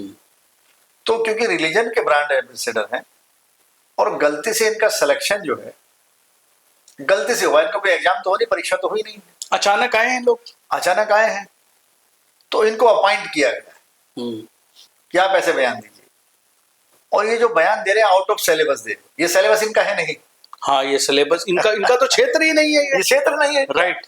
तो जो आदमी आउट ऑफ सिलेबस बोलेगा, आपने मुझे इनवाइट किया है जी, मैं फिजिक्स, केमिस्ट्री, या मेडिकल साइंस पे नहीं बोल सकता, मेरा सिलेबस नहीं। सही बात है, मेरा सिलेबस सामान्य बातचीत, सामान्य बातचीत है, नॉर्मल बातचीत अगर है। मैं कहूँ अंतरिक्ष विज्ञान में अभी जो दीक्षित जी आए हैं वहां से, सुधांशु जी आए हैं। सुधांशु जी आए हैं, और उनके यान में ये खराबी आ गई थी, वो खराबी आ गई थी, वो टेक्निकल, वो विषय ही नहीं है हमारा। मेरा विषय नहीं है। सही बात है। तो ये कुछ अज्ञानी लोग हैं जो आउट ऑफ सिलेबस बात कर रहे हैं। आपका सिलेबस रिलीजन है, आप कल्चर में क्यों एंट्री कर रहे हैं? दोनों डिफरेंट चीजें हैं। आपका सिलेबस अध्यात्म होना चाहिए, क्योंकि अध्यात्म के पास का मसाला आपके पास है नहीं, रिलीजन का मसाला भी आपके पास नहीं, धर्म का भी मटेरियल आपके पास नहीं। सही बात है। तो जिसके पास अपना पर्याप्त सिलेबस नहीं होता वो आउट ऑफ सिलेबस बात करने लगता है। जब आप आउट ऑफ सिलेबस बात करेंगे तो कोई ना कोई मूर्खतापूर्ण बात आप करेंगे, कोई ना कोई विसंगतिपूर्ण बात आप करेंगे। ये इंडिविजुअल चॉइस का मामला है, कोई लड़की हो चाहे पुरुष हो चाहे स्त्री हो, ये उसकी व्यक्तिगत आजादी और संवैधानिक उसकी भाई राइट्स है, उसके पास उसके व्यवस्था है। उस सिलेबस पे आप क्यों बोल रहे हैं? क्या आप संस्कृति के मतलब संस्कृतिविद हैं? आप एक धर्म के प्रचारक हैं, आप अपने धर्म पे बोलिए, किसी को आपत्ति नहीं होगी। आप अपनी पूजा पद्धति पे बोलिए, अपनी विश्वास पद्धति पे उसको बढ़ाइए, उसको आगे करिए, उसको आगे करिए। आप बोलिए कि भाई कृष्ण की भक्ति ऐसे करनी चाहिए, तो लोग सुनेंगे। हाँ भाई, आपके विचारों को नहीं है, आप उनके विचारों को बदलिए कि आप पूजा पाठ करिए। आप गीत गोविंद पे बोलिए, आप रसखान ने जो कृष्ण के बारे में कहा उस पे बोलिए, उसका तो ज्ञान ही नहीं है आपको। कि गीत गोविंद में चैतन्य महाप्रभु को बोलिए कि चैतन्य महाप्रभु ने किस तरह कृष्ण भक्ति की जी, मीराबाई ने किस तरह कृष्ण की भक्ति की, वो तो सब्जेक्ट आपने पढ़ा ही नहीं है। क्या क्वालिफिकेशन है इनकी? जरा इनकी क्वालिफिकेशन पता कर लीजिए, कितने पढ़े लिखे हैं लोग। तो इन पे ध्यान ही नहीं देना है। जो लोग आउट ऑफ सिलेबस बात कर रहे हो, जो उनका टॉपिक ही नहीं हो, उन पे ध्यान नहीं देना है। ये प्रवक्ता है, इनको काम पे लगाया गया प्रचार करने के लिए। यस, इनको अपॉइंट किया गया, they are appointed by someone कि आप इस पे बोलिए। और जो लोग बिना अपने सिलेबस के बोलेंगे वो अपने उस संस्था का भी अपमान कराएंगे, अपने उस संगठन का भी अपमान कराएंगे जिसके वो प्रतिनिधि हैं। वो अपना ही नुकसान कर रहे हैं। जिस धर्म के वो मानने वाले हैं उसका फायदे की बजाय उसका ज्यादा नुकसान कर रहे हैं। सही बात है। अगर ये बेहतर धार्मिक व्यक्ति होते तो ये कभी भी विवादों में न पड़ते, क्योंकि ये पूरी तरह धार्मिक भी नहीं, धार्मिक बात भी ठीक से नहीं कह पा रहे हैं। धार्मिक प्रवचनों का करने वालों का काम है कि वो प्रवचन करें अपना। धार्मिक प्रवचन करता मुरारी बापू भी है, आज तक विवाद में नहीं है, कोई विवादित बयान नहीं हो देते। आउट ऑफ सिलेबस नहीं जाएंगे, आउट ऑफ सिलेबस नहीं जाएंगे। वो राम पे बोलते हैं, रामचरितमानस पे बोलते हैं, उसी के दायरे में रहते हैं, उसी के दायरे की बात करते हैं। आदमी को अपना दायरा पता होना चाहिए। यस, सही बात है सर, बड़ी बात कही तो आपने। सिलेबस नहीं है उनका, दायरे से बाहर नहीं जाना चाहिए। ये सब मैक्सिमम लोग धर्म की बात करते करते, क्योंकि धर्म का मेटेरियल इनके पास सीमित है, लिमिटेड है। इन्होंने धर्म के केवल 1-2 चैप्टर पढ़े हैं और ये संस्कृति के चैप्टर में घुस गए, जो इनका विषय नहीं है। सही बात है। और अध्यात्म से इनका कोई नाता नहीं, कोसों तक कोई नाता नहीं। जो व्यक्ति अध्यात्मिक होगा उसका कोई भी स्टेटमेंट विवादित नहीं हो सकता।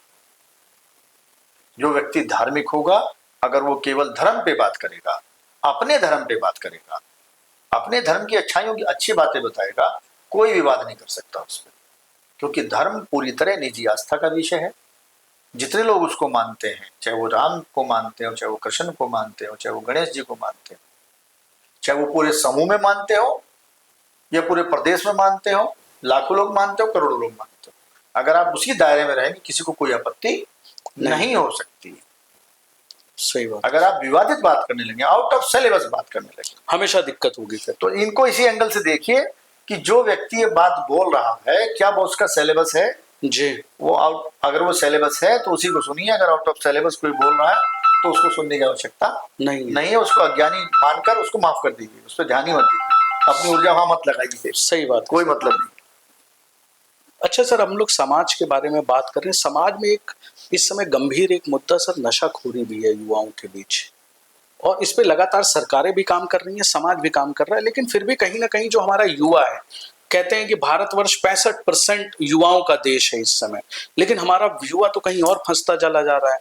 वो बेरोजगारी तो चलिए एक समस्या है, लेकिन नशाखोरी उससे भी बड़ी एक समस्या है। लोग नशे की तरफ बहुत आकर्षित हो रहे हैं, और खास करके जो सूखा नशा देश के अंदर व्याप्त हो गया है इस समय, वो बहुत एक डेंजरस सिंबल है। उसके लिए सर आप क्या देखते हैं, कैसे समाज को कार्य करना चाहिए? नशा दो ही अवसरों पर इस्तेमाल होता है। एक खुशी का अवसर जब हम एंजॉय करते हैं जी, दूसरा दुख का अवसर या अवसाद। खून में भी एक नशा है।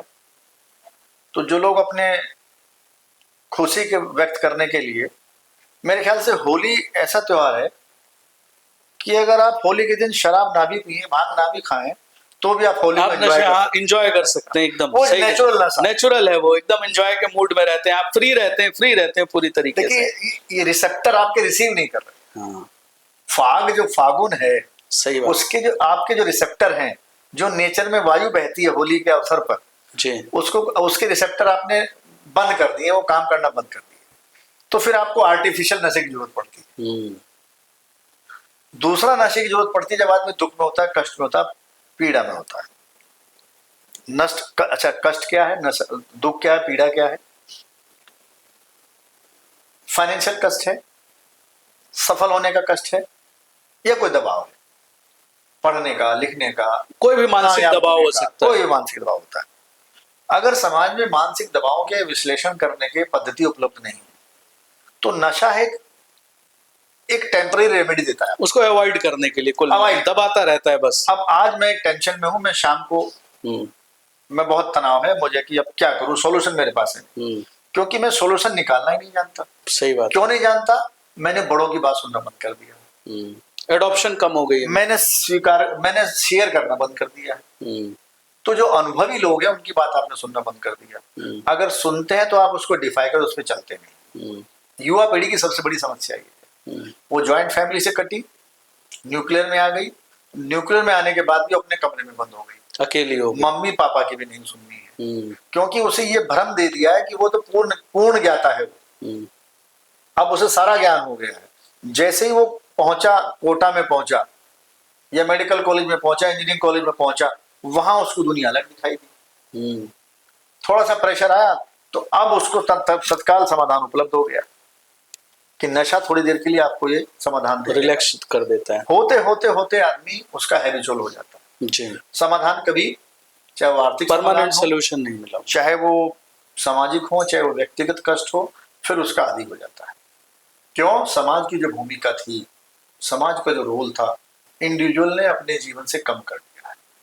आज भी लोग कहते हैं कि हंसिए, बोलिए, शेयर करिए अपनी बात, बैठिए लोगों में, तो आपकी आधी समस्या ऐसी दूर हो जाएगी।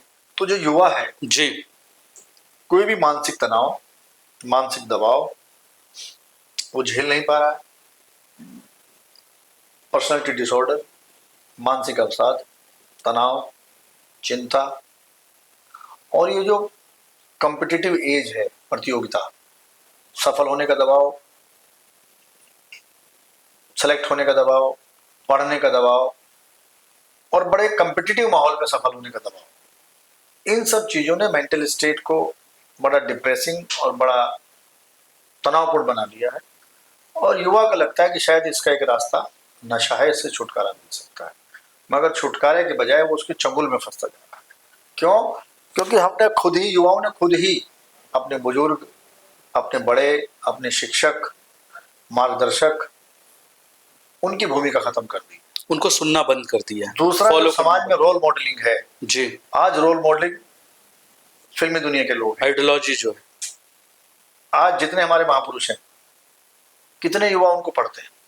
नहीं पढ़ते हैं एकदम। कितने हमारे दार्शनिक हैं, कितने चिंतक हैं, कितने महान व्यक्तित्व को पढ़ते हैं? आज आप एक स्टूडेंट के कमरे में जाइए तो देखिए कि किस तरह के पोस्टर्स लगे, किसको वो फॉलो कर रहे हैं, किसको वो फॉलो कर रहे हैं, उनके आइडियल कौन है जी, वहां से मैसेज एक मिल जाता है, वहां से प्रेरणा मिलती है। यस, आज जो हीरोइज्म है वो हीरोइज्म पूरी तरह रिप्लेस हो चुका है, वो उन्हीं के पद चिन्हों पे चलना चाहते हैं। आज महानायक कौन है? आज का महानायक क्या है? सही बात है, आज का महानायक तो एड में बिजी है। सही बात है, आज का महानायक तो ग्लैमर में बिजी है। तो फिर युवाओं का नायक कौन है? वही है।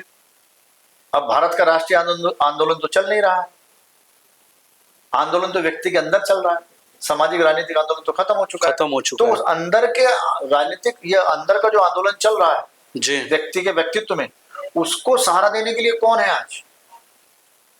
क्या बुद्धा उस युवा का आदर्श है? विवेकानंद है?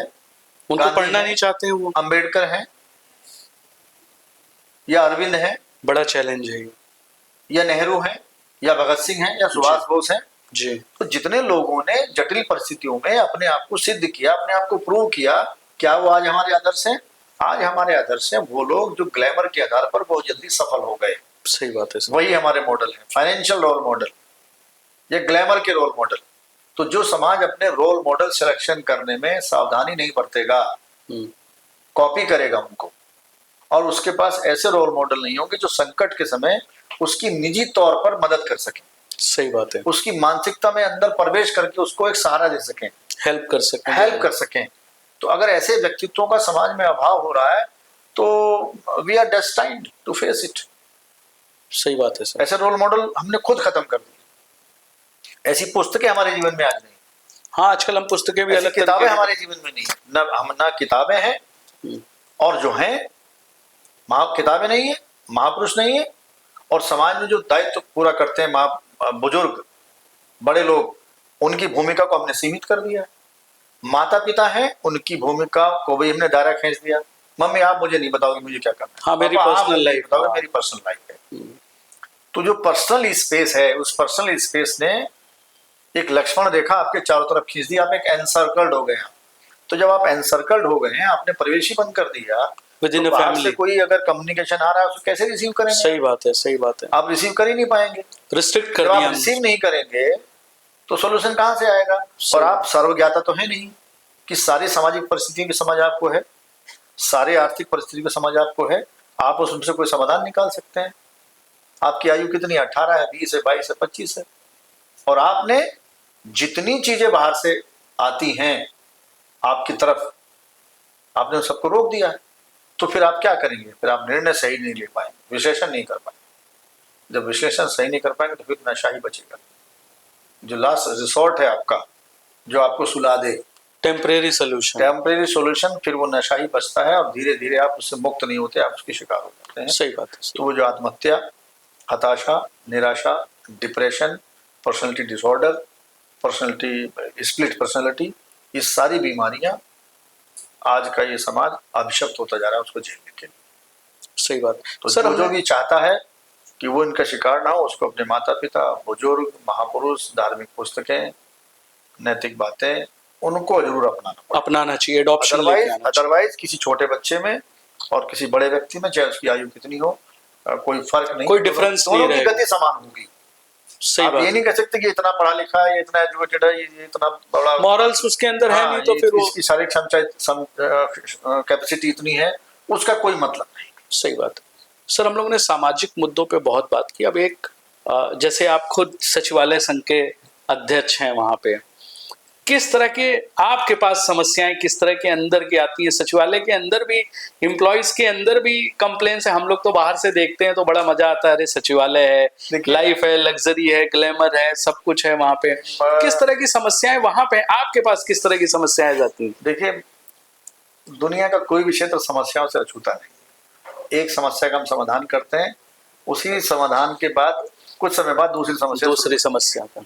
यही इतिहास है मानवता का। समस्या कभी फिजिकल होती है, कभी मेंटल होती है। जो लोग ज्यादा पढ़े लिखे जाते हैं उनकी समस्या मानसिक शुरू हो जाती है। जो भौतिक समाधान कर लेते हैं हम विज्ञान की मदद से, फिर मानसिक समस्या शुरू हो जाती है, ट्रीटमेंट की समस्या शुरू हो जाती है। सचिवालय में वैसे तो कोई समस्या है नहीं, बहुत मॉडर्नाइज हो गए ऑफिस, सारी सुविधाएं सिस्टमेटिक हो गए हैं, इक्विपमेंट्स हैं, कंप्यूटर्स हैं।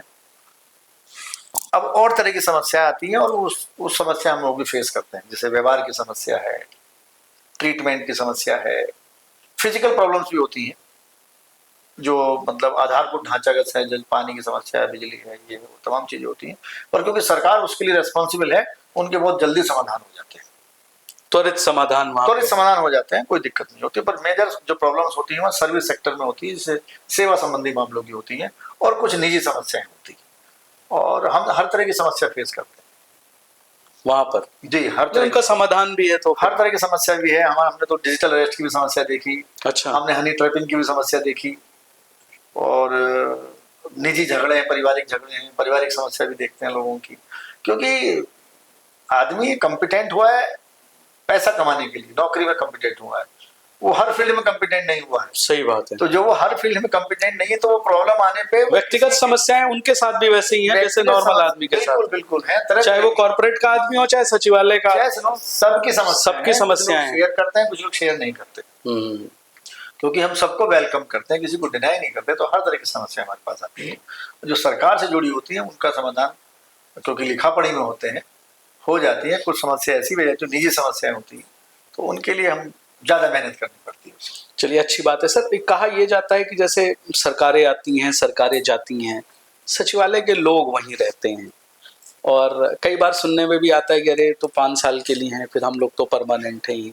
व्यवहार में कैसे चेंज आते हैं? कभी सर देखिए किसी की सरकार होती है, कभी किसी और की सरकार होती है, लेकिन ये वहाँ के लोग हैं जिनको सबके साथ सामंजस्य बना के रहना पड़ता है। कार्यशैली में लोगों की कार्यशैली में भी डिफरेंस आ जाता है, तो वो वहाँ पे कैसे मैनेज हो पाता है? देखिए, सचिवालय में ज्यादा इम्पैक्ट नहीं आता। अच्छा। सचिवालय क्योंकि सर्वोच्च संस्था है, और जो हर विभाग की अपने नियम, अधिनियम, शासनादेश बने हुए हैं। सरकारें कोई आए, थोड़ा बहुत फेरबदल करती है अपने हिसाब से, अपने एजेंडे के हिसाब से, अपनी प्राथमिकता के हिसाब से, परंतु सचिवालय के लोगों को जो वो काम करते हैं उन्हें नियम कायदे का पूरा जानकारी होती है, उन पर ज्यादा प्रभाव नहीं पड़ता। वो हमेशा इस बात का ध्यान रखते हैं कि सचिवालय की जो कार्य प्रणाली है, वो प्रक्रिया, उसका पूरा पालन होता रहे, उसमें कोई डेविएशन। क्या सर सचिवालय के अंदर भी सरकार, लोग हमेशा ये कहते हैं, बाहर देखिए चर्चा होती है कि सरकार अपने हिसाब से अपने आदमियों को वहां पे बिठाती है, ऐसा है क्या? मतलब कुछ क्षेत्रों में नहीं, देखिए, सरकार जो संप्रभु है वो फ्री है, वो अपने हिसाब से काम करने के लिए, उसका अपना प्राथमिकता है, उसका अपना एजेंडा है, तो वो करें, अपने हिसाब से करेंगे, उसमें कोई गलत बात नहीं है, उसमें कोई बुराई नहीं, वो उनके अधिकार क्षेत्र में, वो कोई पॉलिटिकली रॉन्ग चीज नहीं है। अच्छा। हाँ, वो पॉलिटिकली या एडमिनिस्ट्रेटिवली भी कोई वो ऐसी चीज नहीं है कि उसे हमें आलोचना करनी चाहिए, उसकी बुराई करनी चाहिए। तो सरकार अपने हिसाब से, क्योंकि सरकार का टीम चुनने का हक है। बिल्कुल, सरकार का टारगेट, जैसे भाई क्रिकेट की टीम सेलेक्ट हो रही है, यस, कोई और टीम सेलेक्ट हो रही है, T20 के हिसाब से अलग टीम है, टेस्ट की अलग टीम है, तो सरकारों की अपनी टीम अपने हिसाब से, एजेंडों के हिसाब से टीम। हाँ, सरकार की प्राथमिकता क्या है? अच्छा, हर 5 साल में सरकार की प्राथमिकता बदल जाती है। आज आप देखिए डिजिटाइज कितना हो गया। मैं IT इलेक्ट्रॉनिक्स डिपार्टमेंट में हूँ, तो अब चीजें बहुत तेजी से चल रही हैं, सारे विभागों को डिजिटाइज किया जा रहा है, इलेक्ट्रॉनिकली सब चीजें हो रही हैं, तो उसमें कोई बुराई नहीं है, क्योंकि सरकार कोई भी हो, सबका एजेंडा जनता की सेवा करना, जन कल्याण करना है। अच्छी बात है सर। कुछ विशेष योजनाएं आती है, उनके लिए विशेष लोगों को रखा जाता है, कुछ टेक्निकल एक्सपर्ट हैं, कुछ प्रशासनिक एक्सपर्ट हैं, कुछ और तरह के एक्सपर्ट, उनकी एक्सपर्टीज के साथ रखे जाते हैं, वो कोई उसमें कोई वो नहीं। अच्छी बात है सर। हम अपने दर्शकों से मतलब आपसे ये जानना चाहेंगे कि आप, जो आपका खाली समय है, जैसे आप आए, डेली रूटीन है ऑफिस में, क्या करना पसंद है सर आपको? इंडिविजुअल अपनी व्यक्तिगत लाइफ में हॉबीज होती हैं, चॉइसेस होती हैं, खाली समय में मैक्सिमम क्या करना अच्छा लगता है आपको? खाली समय में मेरा जो सबसे प्रिय काम है, मैं लिखता हूँ। अच्छा। हाँ, मैं पहले चिंतन करता हूँ किसी टॉपिक पे, I select topic, with in 2 days 3 days एक मैं नया टॉपिक सेलेक्ट कर लेता हूँ, और फिर मैं उसको राइट डाउन करता हूँ, उसको लिख लेता हूँ, और लिखने के बाद उसमें उसको थॉट प्रोसेस में ले जाकर उसको आगे तक बढ़ाता हूँ, और उसके नोट्स तैयार कर लेता हूँ, क्योंकि ज्ञान प्राप्त करना, नॉलेज प्राप्त करना ही मनुष्य का सबसे बड़ा ध्येय है और होना चाहिए। सही बात है। तो मैं भी उसी ध्येय पे चल रहा हूँ।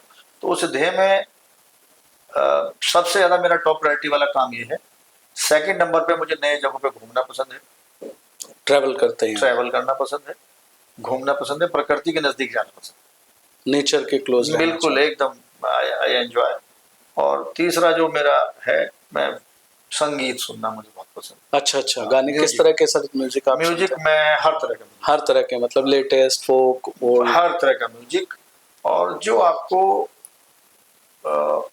आपको एक तरह से उपचार करे, आपका इनर ट्रीटमेंट कर दे। यस, इनर ट्रीटमेंट कर। कि म्यूजिक की जो झनकार है वो वास्तव में इनर ट्रीटमेंट के लिए। तो कभी कभी सर गाते गुनगुनाते भी हैं आप? गाते भी हूँ, सर हमारे दर्शकों के लिए एक दो लाइन कोई भी मतलब आप मतलब लोगों तक पहुंचे। देखिए आपकी छवि बहुत गंभीर प्रशासनिक। जी। मेरा अगला प्रश्न वही था, लेकिन पहले गीत के बात करेंगे प्लीज। ठीक है, कोई भी जो आप मेरा एक अपने फेवरेट गीत है, जी जी जरूर, आदमी मुसाफिर है आता है जाता है, उसी की 2 लाइनें में सुना। Please please sir. झोंका हवा का पानी करेला, झोंका हवा का पानी करेला, मेले में जो रह जाए अकेला, मेले में जो रह जाए अकेला, फिर वो अकेला ही रह जाता है, आदमी मुसाफिर है, आता है जाता है, आते जाते रास्ते में यादें छोड़ी जाता है, यादें छोड़ी जाता है। क्या बात है सर, एकदम वास्तविक लाइनें हैं और एकदम सटीक बैठती हैं सर, मतलब किसी की भी लाइफ की वास्तविक लाइनें हैं ये। और देखिए आपके एकदम फेवरेट, बहुत अच्छी बात है सर। तो मतलब मेरा अगला क्वेश्चन सर ये था कि जैसे आपकी एक छवि, जैसे मैं इतनी देर से बात कर रहा हूँ, आपकी एक पर्सनैलिटी है बड़ी गंभीर टाइप की, मतलब कोई देखेगा तो हाँ कि यार एक गंभीर प्रशासनिक तो ही है, ऊपर से आप बहुत सारे सामाजिक संगठनों से जुड़े हैं। वास्तविकता क्या है सर, मतलब अंदर से ह्यूमर वाली लाइफ है, मतलब आप बहुत जल्दी लोगों के साथ फ्लेक्सिबल हो जाते हैं या बहुत डिसिप्लिन, मतलब एकदम से? देखिए मैं व्यक्तिगत निजी तौर पे मैं बहुत अनुशासित हूँ, अनुशासित in the sense social behaviour में, और मेरे लिए सबसे बड़ी चीज है सिद्धांत। मैं 3 चीजों को सर्वोपरि रखता हूँ, सर्वोच्च विधि, विधान और संविधान। ये मेरी प्रायोरिटी पर रहती है हमेशा ये चीजें, कि जो सिस्टम है उसकी रेस्पेक्ट होनी चाहिए, वो फॉलो होना चाहिए। सही बात है। दूसरा, मैं बहुत धीर गंभीर व्यक्ति हूँ, और मैं लोगों से बहुत जल्दी मिक्सअप हो जाता हूँ। अधिक से अधिक लोगों से इंटरेक्ट करना, उनसे सीखना, ये मेरा हॉबी है। क्योंकि मैं नेता भी हूं, तो मैं इस फील्ड में अपने आप को रेस्ट्रिक्ट नहीं कर सकता। सही बात है। नेता ही वो है जो अधिकतर लोगों से मिले जुड़े। जी। दूसरा मेरा ये, तीसरा जो मेरा बेसिक टारगेट है, मैं सारे विषयों का अध्ययन करके मैं अपना एक सिद्धांत बनाने का प्रयास करता हूं। और वो सिद्धांत मेरा अपना सिद्धांत नहीं होता, वो सिद्धांत प्रकृति के सिद्धांत से मिलता जुलता होना चाहिए, क्योंकि किसी व्यक्ति का कोई निजी सिद्धांत नहीं हो सकता। सही बात है। और वो निजी सिद्धांत है भी तो निजी जीवन पे लागू होता है, वो सामाजिक सब पे लागू नहीं हो सकता। तो मैं ऐसे सिद्धांत की खोज में जो सब पे लागू हो सके, जिसकी सामाजिक स्वीकार्यता हो, और डाइवर्सिटी में यूनिटी ढूंढते हुए वो सिद्धांत होना चाहिए। मैं अभी पिछले दिनों मैंने एक नई रिसर्च लिखी है, उस पर फिर कभी बात होगी। मैं एक नई रिसर्च पे काम कर रहा हूँ, जो आज तक हम मान के चलते हैं थ्योरी ऑफ बिग बैंग, कि ब्रह्मांड की उत्पत्ति ऐसी हुई। उसके पैरेलल मैंने एक नया सिद्धांत दिया है कि ब्रह्मांड की उत्पत्ति बिग बैंग से नहीं हुई, ब्रह्मांड की उत्पत्ति जो सिद्धांत मैं दे रहा हूँ इससे हुई। अच्छा। हाँ, और उस सिद्धांत को मैंने लिख लिया, लगभग मेरी थीसिस तैयार है, और मैं जल्दी उसको पब्लिश करेंगे। चलिए, अच्छी बात है सर। हमारे युवाओं को क्या मैसेज देना चाहेंगे? आपका बड़ा लंबा, लगभग 97 से 27-28 साल का अनुभव है आपका। युवाओं को मेरा मैसेज ये है कि विवेकानंद, स्वामी विवेकानंद भारत के एक मनीषी हुए हैं, और वो केवल 32 वर्ष तक जिए। 65 में उनका बर्थ हुआ, और शायद 1902 में वो संसार छोड़ के चले, 63 में संसार छोड़ के चले गए। विवेकानंद में जो ऊर्जा है, जो संदेश है जी, वो भारत में विलक्षण है, और हर युवा को उनको पढ़ना चाहिए, उनको अपना रोल मॉडल बनाना चाहिए। रोल मॉडल बनाना चाहिए। क्यों बनाना चाहिए, मैं उसका सिद्धांत बता दूं। हर हार्डवेयर का एक सॉफ्टवेयर होता है जी। जो ह्यूमन सॉफ्टवेयर है, अगर उसकी ट्रीटमेंट की टेक्नोलॉजी आपके पास नहीं है तो फिर वो सॉफ्टवेयर एवरी कंडीशन में काम नहीं कर पाएगा।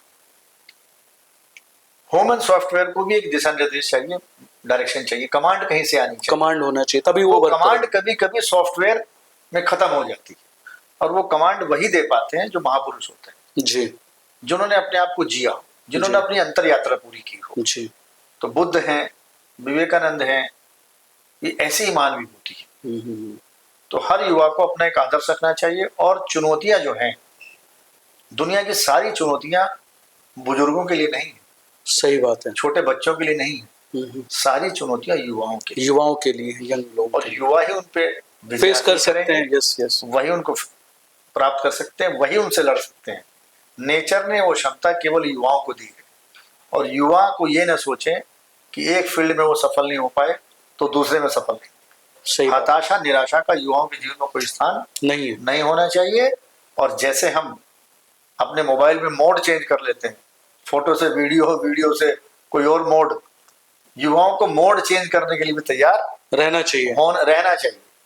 क्योंकि अगर आपने यही मान लिया कि नहीं मुझे डॉक्टर ही बनना है, इंजीनियर ही बनना है, कुछ और बन ही नहीं पाऊंगा, फ्लेक्सिबल होना चाहिए लोगों को। ये आपकी इग्नोरेंस है। इग्नोरेंस है। फिल्मी दुनिया में कितने लोग गायक बनने गए हीरो बन गए, सही बात है। हीरो बनने के डायरेक्टर बन गए, डायरेक्टर बनने के हीरो बन गए, गीतकार बनने गए संगीतकार बन गए, संगीतकार बनने गए विलेन बन गए। तो ये जो एज ए होल है, इस सॉफ्टवेयर हार्डवेयर को जो नेचर ने बनाया, इसको आप नहीं समझ सकते। दूसरी एक बात का और ध्यान रखें, हमारे पास जो इंस्ट्रूमेंट आज की डेट में है जी उसको जब हम बाजार से खरीद के लाते हैं, मोबाइल जी। फोन, जी।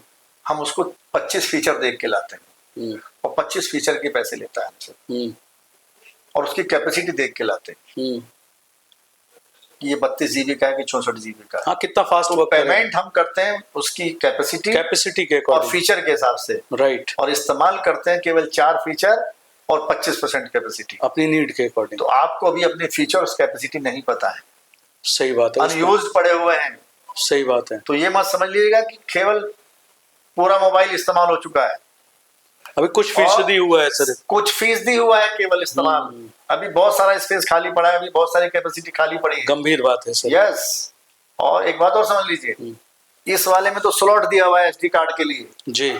आपकी जो मैन्युफैक्चरिंग हुई है इनबिल्ट, तो आप अनलिमिटेड है सर। इनबिल्ट फीचर आपने अपने सारे देखे नहीं आज तक। सही बात है, एकदम सही कह रहे हैं सर। इनबिल्ट कैपेसिटी आपको पता ही नहीं है कितनी है। बड़ी बात है सर। आपको ये मान के चल रहे हैं कि इनबिल्ट कैपेसिटी मेरी इतनी है, तो इनबिल्ट फीचर युवाओं को अपने सर्च करने चाहिए और इनबिल्ट कैपेसिटी सर्च करनी चाहिए।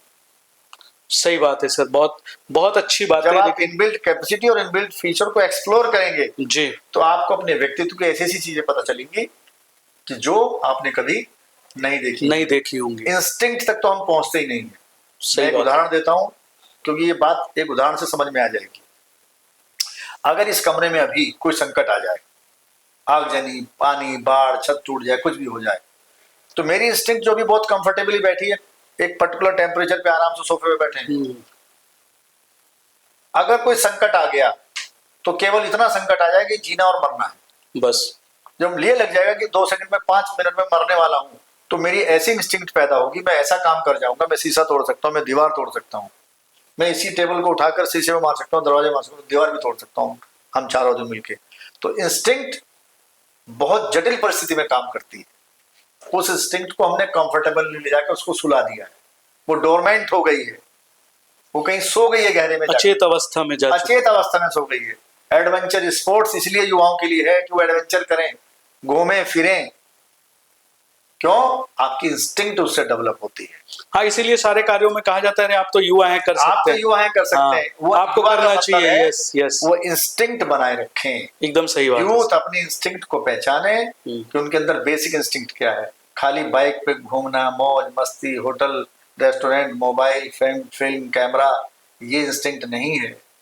इंस्टिंक्ट कहीं गहरी आपके अंदर छिपी हुई है। आप एक्सप्लोर करिए, घूमिए फिरिए, खेलिए कूदिए। स्वामी विवेकानंद ने कहा था कि युवाओं को गीता पढ़ने की बजाय फुटबॉल का खेल खेलना चाहिए, क्योंकि फुटबॉल के गीता पढ़ते पढ़ते ना आप गिरेंगे ना आपको चोट लगेगी, परंतु फुटबॉल का खेल खेलते खेलते आप 1.5 घंटा 1 घंटे तक गिरेंगे भी, चोट भी लगेगी और आपकी इम्यूनिटी बढ़ेगी उससे। तो आप अपने इंस्टिंक्ट का इस्तेमाल करिए। ह्यूमन बीइंग यहाँ तक इंस्टिंक्ट के माध्यम से ही आया है, किसी और माध्यम से नहीं आया है। सही तो बात है। युवाओं को अपने बेसिक इंस्टिंक्ट को एक्सप्लोर करना चाहिए, उसको डेवलप करना चाहिए।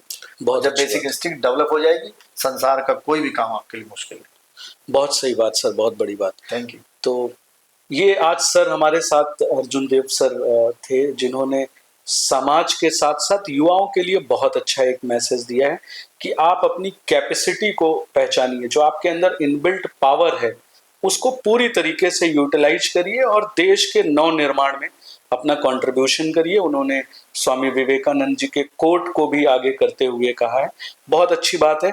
आज का सर जिन मुद्दों पे हमने डिस्कशन किया, आपने बहुत बेबाकी से और बहुत ट्रांसपेरेंट और बहुत सही तरीके से, बहुत आसान तरीके से जो मैसेज दिया है, उसके लिए सर बहुत बहुत धन्यवाद। आपने अपना कीमती समय दिया सर हमारे शो के लिए, इसके लिए बहुत बहुत धन्यवाद। धन्यवाद।